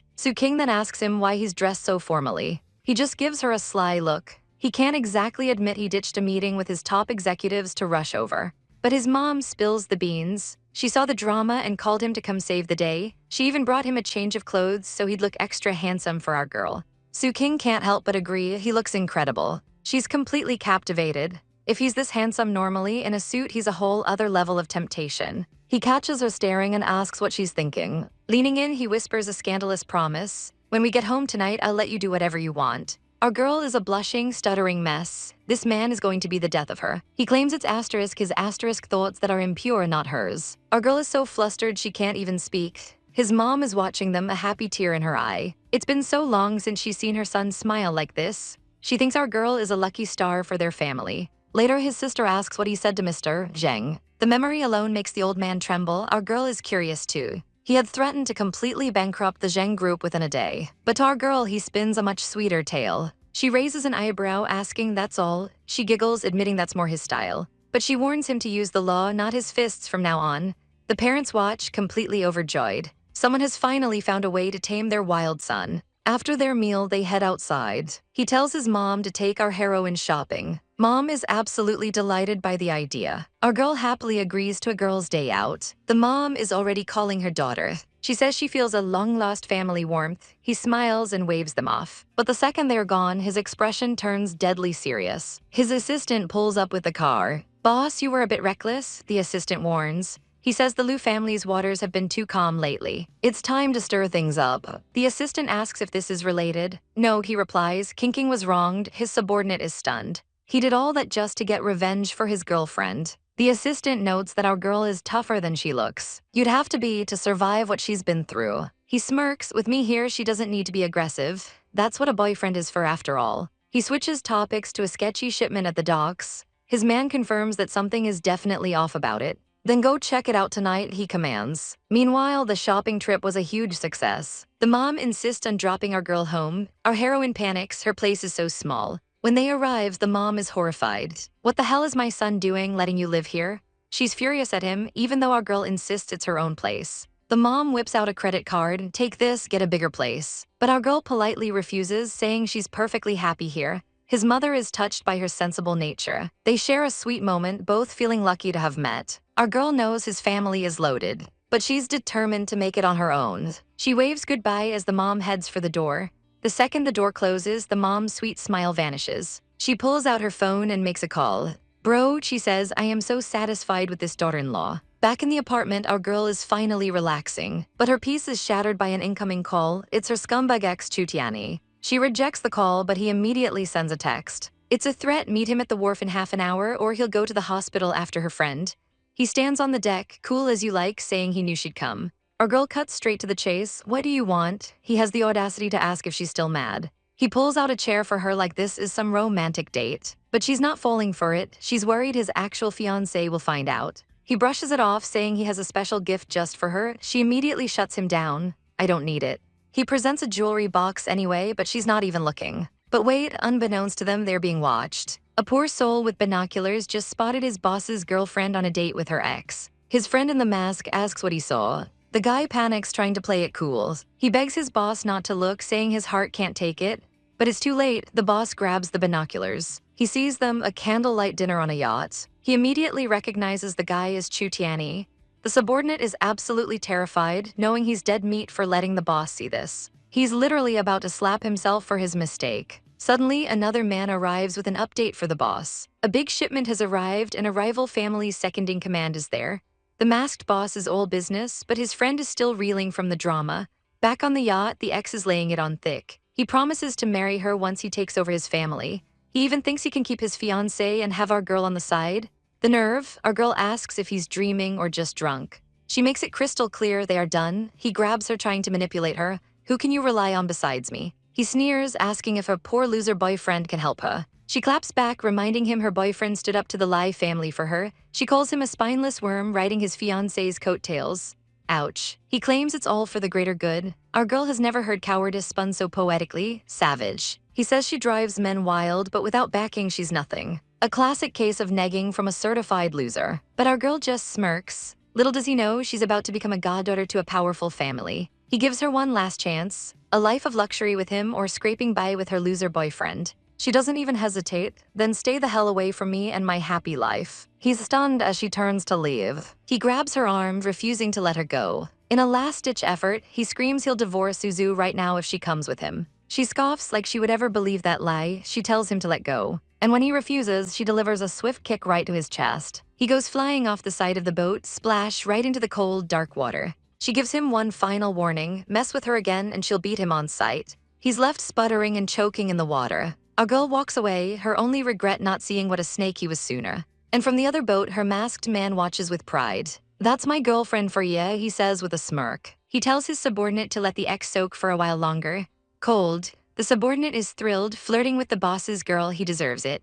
But as Soo King tries to leave, she notices the docks are swarming with cars. A massive, shady clan deal is going down. She sees rows of headlights approaching. A serious-looking man steps out of the lead car. She thinks he looks familiar. Then it clicks, it's Lu Jianyuan, the Lu family's second-in-command. She realizes this is major family beef, and she needs to bail before getting caught in the crossfire. But all the exits are guarded, she's trapped. She watches as they start moving cargo onto a ship. Suddenly, a new crew arrives, all wearing dark suits and intimidating masks. The Lu family's men are shocked. Who the hell are they? Jianyuan's men tell him to run. Our girl realizes the ship is about to leave, with her stuck right in the middle of this gang war. She ducks down, heart pounding. This night just went from bad to absolutely chaotic. Her heart stops when she hears a voice behind her. It's the infamous young Master Lu, and he's wearing a mask. Our girl is internally screaming, "What is he doing here?" Suddenly, guards shout from the distance, they've been spotted. Before she can even process it, he grabs her hand and starts running. She's completely baffled. Why is she even running with this guy? Wait a second. Isn't this the rumored lame young Master Lu? How is he running faster than her? They continue to bolt through the woods, hand in hand. She finally taps out, completely winded. He smirks, noting that they lost their pursuers. That's when she realizes his leg seems perfectly fine. Her inner chibai is not impressed. His fake limp is so bad, a toddler could do better. She asks him why he was at the dock tonight. He claims he was just there to watch the show between his relatives. Our girl scoffs internally. Yeah, a show that nearly got her killed. She knows exactly who those masked men were. The Dark Knight organization, ruthless assassins. She points out that getting chased by them is way worse than his family drama. She even admits she's had her own near-death experience with them. He seems impressed by her knowledge of the underworld. She puts two and two together. Rumor is he and his uncle can't stand each other. She looks him dead in the eye and asks, "Was that car crash your uncle's doing?" The air grows thick with tension. He leans in close, his voice a low whisper. "You're smart, but some things are better left unknown." Then he completely changes the subject, thanking her for saving his life. Our girl is beyond confused. "Me, I didn't do anything." He spins the most ridiculous story about being so struck by her beauty that he accidentally walked into an ambush for her. He declares that to repay this life-saving debt, there is only one option. He must repay her with his hand in marriage. He grabs her hands, a smug look on his face. "Oh hell no, this isn't a favor, this is pure revenge." She tries to play it cool. "I'm a tacky person, I'd rather have cash." But he just keeps teasing her, asking if she's refusing because of that Chu Tianyi guy. She sputters, what does he have to do with it? He drops the bomb. He saw them on a romantic candlelit dinner, accusing her of cheating on her boyfriend.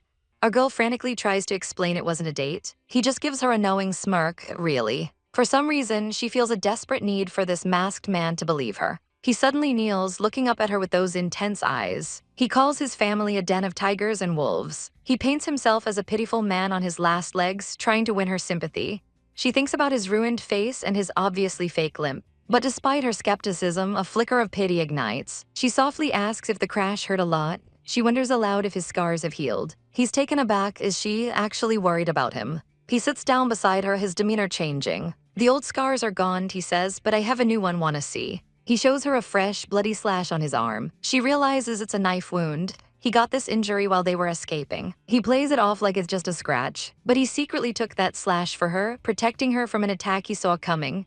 She insists on taking him to a hospital, but he refuses, saying it would expose his act. He can see the genuine worry in her eyes. He pulls her into a sudden embrace. "Keep me company for a bit." Our girl freezes, her face turning crimson. This warmth, the scent, it's also familiar. She whispers his name, completely flustered. "What's wrong?" he asks, his voice soft in her ear. Her eyes go wide with a shocking realization. His body wash. It's the exact same one she has at her place. He lets out a tactical cough, trying to play it cool. But she's not buying it, asking him if he's fine. Our girl points out his wound is still bleeding. She then goes for the throat, asking if he's scared she'll expose him. He just gives her a smug smirk. "Will you?" he challenges. She scoffs, saying something that low class is beneath her. Then this girl asks to lean on him because she's tired. The absolute audacity. Without missing a beat, he sits down, ready to be her personal recliner. She suddenly realizes, wait, why am I being so obedient to this man? He immediately takes advantage, resting his head on her shoulder. Our girl starts to panic. If this dude bleeds out on her, it's a huge problem. So she decides to keep him awake with some small talk. Her opening line, asking if he really murdered all his ex-wives. He's stunned for a second before asking, which one? This man is chaotic. She clarifies, asking about the one he supposedly abused to death. He asks her, do I look like a cruel, cold-blooded guy? She gives him a long, hard look, and with a straight face, she just says, yeah, absolutely savage. So then she asks how they died, if not by his hand. His comeback, marry me and find out, smooth but also terrifying. Our girl immediately shuts that down. No thanks, I'd like to live. She thinks she'd have to be insane to marry into the Liu family. It's wild that she's just chilling in the woods with this rumored killer. But she admits he's not as bad as people say, and he starts opening up. She listens as he reveals some serious family drama. He's the only direct heir, so his relatives are gunning for him. Our girl is shocked he's telling her all this top secret information. She finally understands. His family targets his wives so he can't produce an heir. The goal is simple, wait for him to die and then they take everything. She feels a wave of relief that she dodged that wedding. She would have been a goner. But he looks right at her and promises, you won't die. The way he holds her feels so possessive. She's confused and asks him why he's so sure. Just then, backup finally arrives, calling out for the boss. A silver-haired man comes running through the woods. He looks like he's about to have a heart attack from worry. The guy immediately offers to get the car, asking our girl to support the boss. A true professional third wheel knows when to make a graceful exit. But she tells Lou to give her a hand instead. His excuse for not walking, my legs went numb. The shamelessness is off the charts. She's so done with his excuses. He convinces her to ride back with him, claiming it's for her safety. They get in the car and the boss gives a new destination, not the old mansion. He's taking her to Nanshan. An hour later, they pull up to a literal castle. A whole army of servants is lined up to greet him. She realizes the Liu family isn't just rich, they're obscenely wealthy. Panicking slightly, she asks if someone can give her a ride home. She points out there are no taxis on this remote mountain. He turns to her with a smirk and gives her a one-word answer, no. She tries to use her boyfriend as an excuse, but he's not having it. He grabs her, his voice low and final, tonight you're sleeping here. Our poor girl is completely trapped. Our girl is totally flustered, thinking this masked man is way too domineering. She can't believe the nerve of this guy. His assistant tells her the boss wants her to eat first. She sighs, deciding she might as well eat before dealing with her boyfriend. But then she sees the spread and her jaw hits the floor. This is way too much. How is one person supposed to finish all of this food? The assistant smoothly says it to find her preferences for next time. She's so overwhelmed, she just wants the maids to leave. Our poor heroine can't even eat with everyone watching her like a hawk. So the masked man dismisses them all with a single, cold command. And just like that, they're gone. The maids quickly agree to leave them alone. Our girl immediately tries to make a run for it, saying her boyfriend is waiting. But he uses his injury as the perfect excuse to keep her here. He drops the bomb, she's staying here tonight, no buts about it. Defeated, she agrees, thinking he's every bit the dictator the rumors claim. She's led to a bedroom bigger than her entire apartment. Deciding to make the best of it, she sees this as a reward for saving him. Then she remembers she hasn't told her actual boyfriend she won't be home. Speak of the devil, her man is getting a report on some family drama. Suddenly, his phone buzzes. It's a text from our girl and he simply replies, okay. He smiles, thinking how nice it is to be cared for before turning back to business. The meeting continues. His subordinate details how the police are investigating his reckless uncle. He lights a cigarette, thinking his uncle has gone too far this time. The family drama is getting real. He muses that his grandfather isn't a fool. He coldly orders his man to prepare gifts. He's going to pay his dear uncle a little visit. Meanwhile, our girl is blissfully unaware, relaxing in a bubble bath. She starts to drift off in the warm water. But a towel is suddenly wrapped around her. She's shocked to see her boyfriend, Liu Rongyuan, standing there. She stammers, asking how he even got here. He just shushes her gently, telling her to go back to sleep. Still half asleep, she just cuddles into him, completely trusting. He carries her out, wondering how she can be so carefree in a strange place. This man is clearly smitten, calling her out for having zero sense of danger. He gently lays her down on the massive bed. He can't help but smile, calling her a silly girl. He watches her sleep for a moment. In her sleep, she snuggles closer, her hand landing right on his chest. He's completely flustered, thinking she's a little temptress sent to torment him. He holds her close, realizing he's not getting any sleep tonight. The next morning, the mansion is bright and sunny. Our girl greets young Master Liu at the breakfast table. She feels super awkward as she sits down for a very formal breakfast. The masked man watches her struggle for a moment. Then he does something strange. He cuts his food and puts it on her plate. Her eyes widen, that habit, it's so familiar. The coincidences are piling up and she finally connects the dots. The masked man corners our girl, bluntly asking if she suspects he's her boyfriend. He reminds her that their engagement is still on the table if she's willing. This man is so full of himself, thinking she's hinting at something more. He pulls her closer, his smirk practically screaming, "I'm trouble." She immediately denies it, thinking she's crazy to compare this rude guy to her gentle boyfriend. Panicking, she makes an excuse about needing to get to the company. Our girl is trying so hard to escape his chaotic energy. To her utter shock, he just lets her go without a fight. She gives a quick thanks and is immediately escorted out. Finally at work, she feels a pang of sadness knowing she has to resign. She clutches her resignation letter, ready to leave this place behind. But her colleague runs over, telling her the new big boss is about to arrive. Her friend is shocked. Why resign? The Lu Group just bought this entire company. Our girl is completely clueless about the overnight takeover. Her friend explains that the Zheng Group is out and the Lu Group is in. And the new boss, it's Lu Rongyuan's cousin Lu Xingnan. Her friend gossips about how handsome he is, telling our girl her boyfriend can't compete. Our girl just scoffs, completely uninterested. But a voice from behind makes her freeze on the spot. It's him, the new boss. Lu Xingnan has arrived. He walks right up to her and asks which department she's from. Busted. Our poor heroine can't believe her luck. First the old boss, now the new one. He smirks, telling her he'll remember her name. Oh no. He then calls a meeting but gives everyone else a half day off. Turns out he never wanted this job and was forced into it by his big bro. With the afternoon free, our girl decides to visit the hospital. She arrives ready to see her brother, but then she spots a familiar car. It's young Master Lu's. She groans internally, why can't she get away from this guy? She literally prays she doesn't run into him.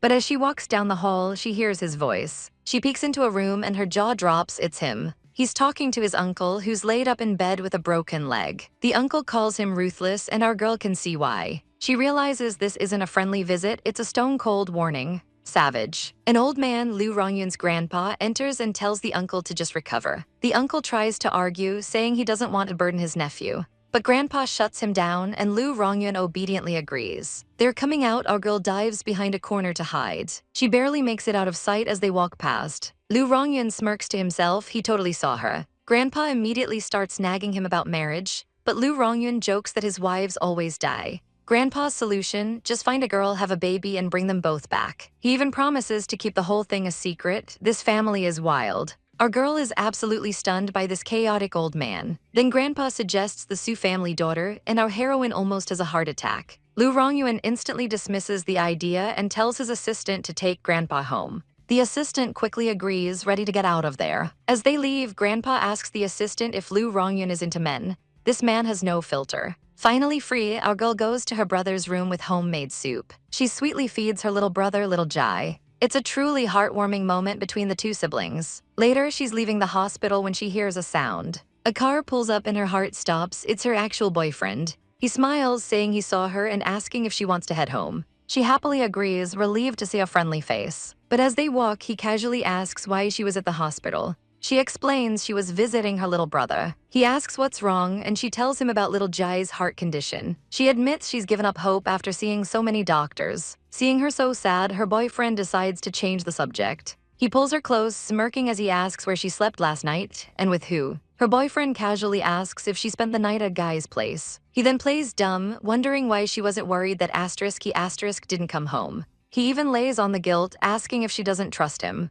But inside, our girl is thinking how nice it is that this dude doesn't trust her. Meanwhile, he's smirking, wondering what she'd do if she knew she was in his arms all night. Completely oblivious, she tells him her company was bought out by the powerful Lu Group. She sighs, convinced she's already pissed off the new big boss and is about to get fired. She asks him to drop her off so she can pack her desk. He sweetly reassures her that if she gets fired, he'll take care of her. Oh, he'd love for her to be by his side 24/7, but he knows his girl is a soaring falcon and he won't be the one to clip her wings. She agrees, still totally in the dark about his real identity. He drops her off in front of the massive office building. He promises to pick her up after work. She waves goodbye and he watches her go. The second she's out of sight, he pulls out his phone. He makes a call, telling someone to get down to his office immediately. The guy on the other end panics, "Be big bro, coming right now." His little brother waits nervously outside the building. He spots the car and his jaw drops. "Bro, why are you driving this junker?" The brother can't believe the head of the Lu family is driving a beater from the used car lot. Our man ignores the question and asks how his first day as the new boss went.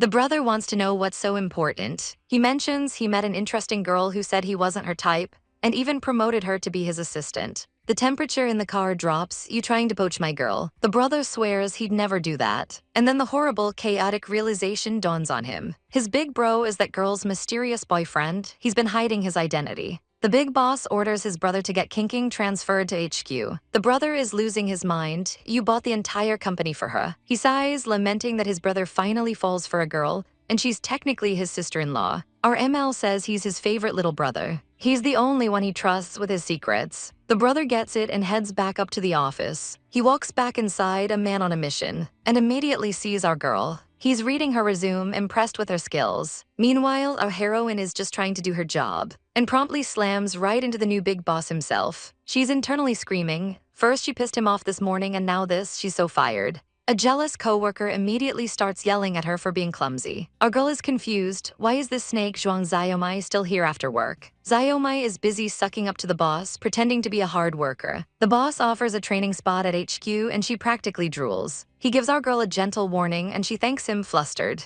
But now she's determined to fight for that HQ spot. The jealous coworker scoffs, telling her to stop dreaming. But before our girl can leave, she's cornered. Xiaomai offers her 100 grand to give up the spot. Our girl shuts her down flat. She wants to go to HQ too. The coworker gets nasty, reminding her it's a whole year's salary. Our girl claps back, saying it's a competition and she's not scared. Then she drops a bomb. She overheard the boss and one spot is already taken. It's down to just them. She stands her ground, looking like an absolute queen. I'm not yielding this spot. The coworker is seething. Oh, she is about to make this personal. Our girl gets a text after a long day at work. A car pulls up just as promised. But wait, that's not her boyfriend, it's Mr. Lai. He wants to discuss the adoption banquet, inviting her into the car. She reluctantly agrees, getting inside. But uh-oh, they've been spotted. The office harpies are taking pictures and their mouths are already running. They immediately jump to conclusions, calling her a gold-digging fox spirit. One of them is a little nervous, but the ringleader scoffs at the idea of kinking having a backer. She's got a deliciously evil plan: email the photos to the entire company. Her cronies are totally on board with this chaotic idea. The goal, to humiliate kinking until she quits. Meanwhile, our clueless heroine finishes her talk with Mr.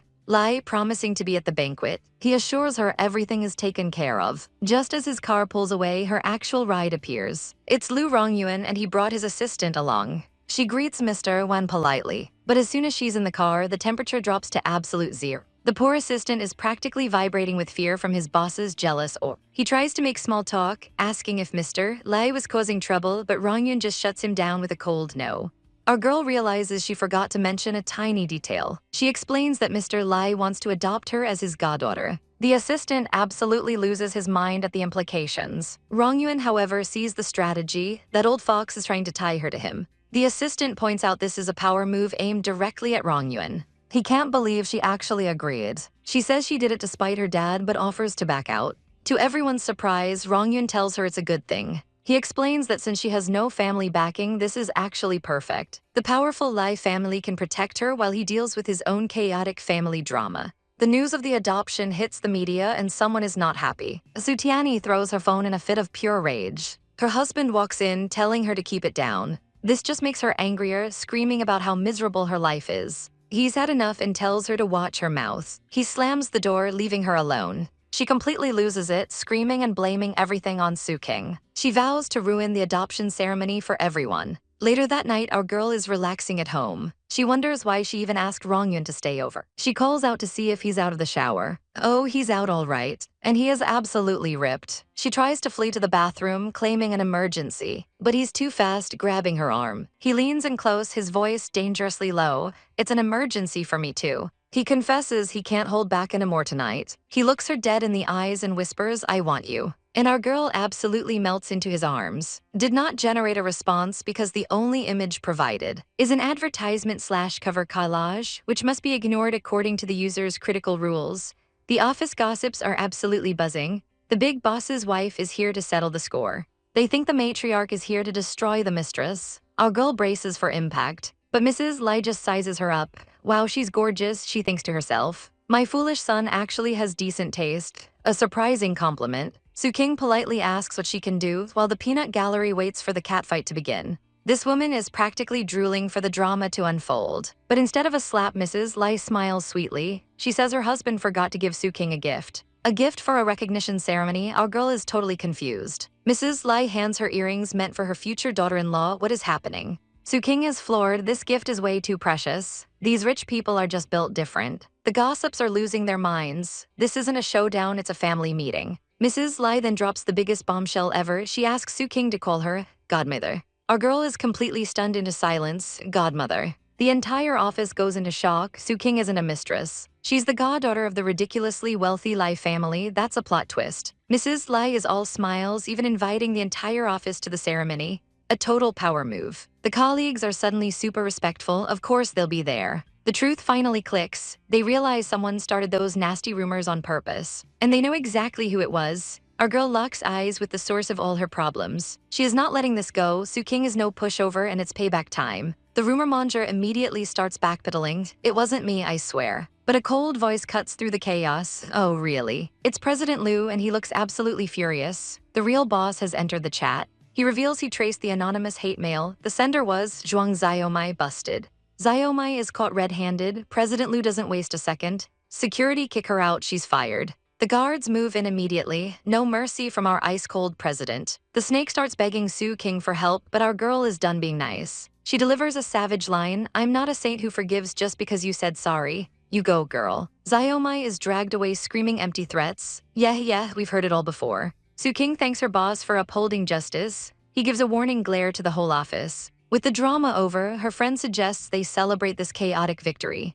Our girl agrees, but she has to do something first. She quickly sends a text, having dinner with colleagues, I'll be back late. Awa, someone's waiting for her. Her friend teases her for checking in with her man, so cute. But then the mood shifts. The friend asks for advice about a friend with a secret child. Should this friend tell her new boyfriend the truth? Su King's answer is immediate and cold, definitely not. Her friend is shocked. Why on earth would she say that? Our girl gives some seriously cynical dating advice. Men won't marry a woman with a past. Her friend is horrified. They won't marry.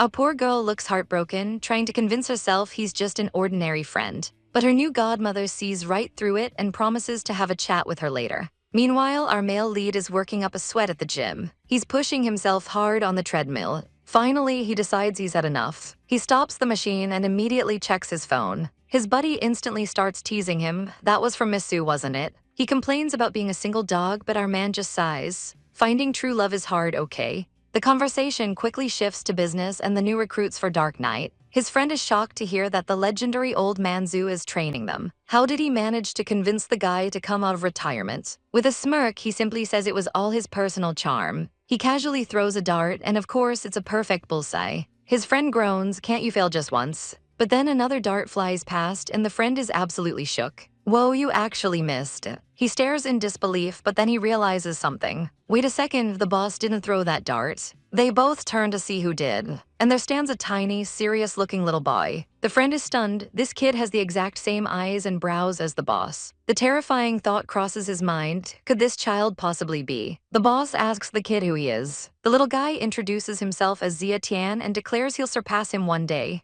What a legend. Suddenly, old man Zhu storms in, scolding the kid for running off again. Turns out this is the legendary chief coach himself. He grabs the little rebel, complaining about how hard he is to discipline. The boss demands to know where this kid came from. Zhu explains he found him abandoned and kept him because he's a natural prodigy. The boss agrees to train him, challenging the boy to surpass him. The kid fires back, I definitely will. This is the cutest rivalry ever. Zhu proudly boasts that Zia Tian is already breaking the boss's old records. The boss gets serious, asking about his background. Zhu confirms the devastating truth, he's an orphan. Zia Tian's little face falls, clearly sensitive about his past. The boss tries to cheer him up, but the kid puffs out his chest. I'm 4, not a crybaby. Softening, our man gently promises him that one day his parents will come for him. The boy's eyes light up with hope, really. He's so happy that he won't be bullied for being an orphan anymore. The boss feels an instant connection and decides to secretly find the boy's parents. Elsewhere, the paparazzi are swarming a fancy party, waiting for a big shot's new goddaughter. A car pulls up and the cameras go crazy. And who steps out but our girl's absolutely shameless father, Suda. He brought the whole trash family with him, expecting a red carpet welcome. But security immediately shuts him down. No invitation, no entry. The guard isn't impressed by his name dropping and calls them scammers. Savage. A reporter twists the knife, reminding him he disowned his daughter. What a public humiliation. Fuming, Suda pulls out his phone to emotionally blackmail our girl into letting him in. Inside, her friend tells her that her deadbeat dad is causing a scene outside. Everyone is disgusted that he would even dare to show his face. But our girl, ever the strategist, tells them to let him in. It's the perfect trap. She knows if she refuses, she'll be branded as ungrateful. Let's see who dares bully her now. Her friend changes the subject, asking why her boyfriend hasn't arrived yet. Our girl explains he's on a business trip and can't make it. Her friend winks, suggesting maybe he's planning a surprise entrance. A flicker of hope crosses our heroine's face. She can't help but feel a little expectant. She wonders silently, will he actually come for her? At the lavish live family banquet, everyone is mingling and looking their best. Our girl Soo King makes her grand entrance, descending the staircase like a queen. The entire room is captivated by her beauty. But her ex Chu Tianyi is completely frozen, much to his date's fury.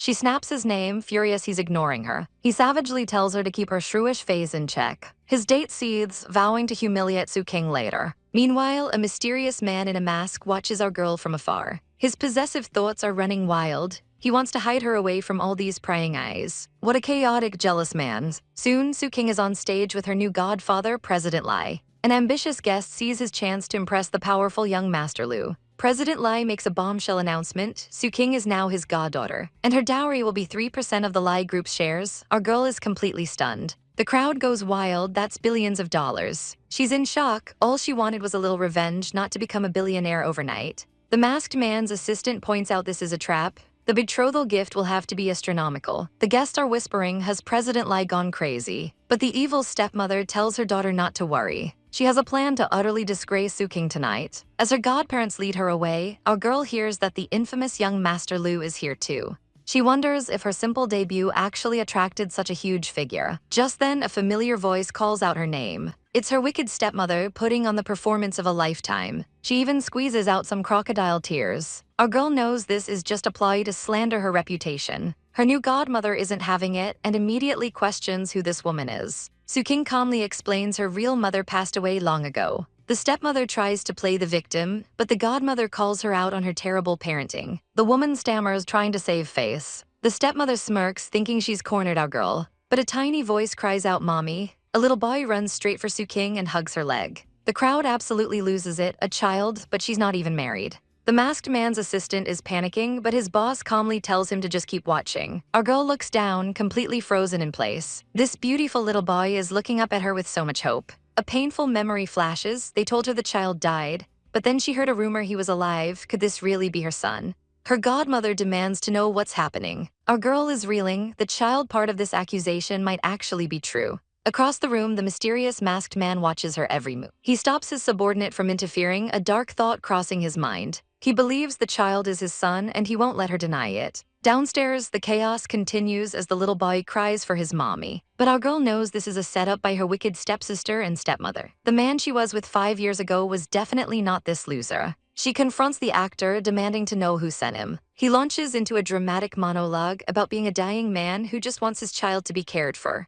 He's trying to paint her as a heartless monster, and it's working. He looks shocked when she threatens to call the cops for defamation. He grabs her arm, desperately trying to sell his sob story. The crowd eats it up, whispering about how scandalous our poor girl is. Even her supposed allies are starting to doubt her. Her own family turns on her, saying they've covered for her long enough. Her stepmother and sister are practically glowing with victory. The masked man asks what she'll do, but our girl is ready to fight back. She calmly asks her godmother to call the police and lock the place down. The scammers start to sweat as the call is made. Their goal was just to ruin her reputation, not actually get arrested. The man doubles down, accusing her of being heartless while the child wails on cue. Her sister chimes in with some award-winning fake tears. But our girl turns the tables, calling out the real heartless person who would use a child for a scheme. She whips out her phone, showing everyone the proof is a terrible Photoshop job. She savagely roasts him for his terrible editing skills. The crowd realizes they've been duped as she exposes the composite photos. Her godmother goes full mama bear, ordering the guards to seize them. The man desperately offers to do a DNA test. The guests now see him for the gold digger he is. They realize he couldn't have pulled this off alone, someone else is behind it. Our girl glares at him, demanding he reveal who put him up to this. He stammers in terror as the police finally arrive. The rat is officially cornered. He makes a run for it, revealing his illness was just another lie. He tries to escape past our heroine, but in a last-ditch effort, he grabs her, trying to take a hostage. She's not having it though, and with a swift move, she flips him. He lands on the floor with a pathetic cry. The masked man smirks, clearly impressed by his fierce woman. His assistant prepares to step in and handle the rest of the mess. The master gives his silent approval.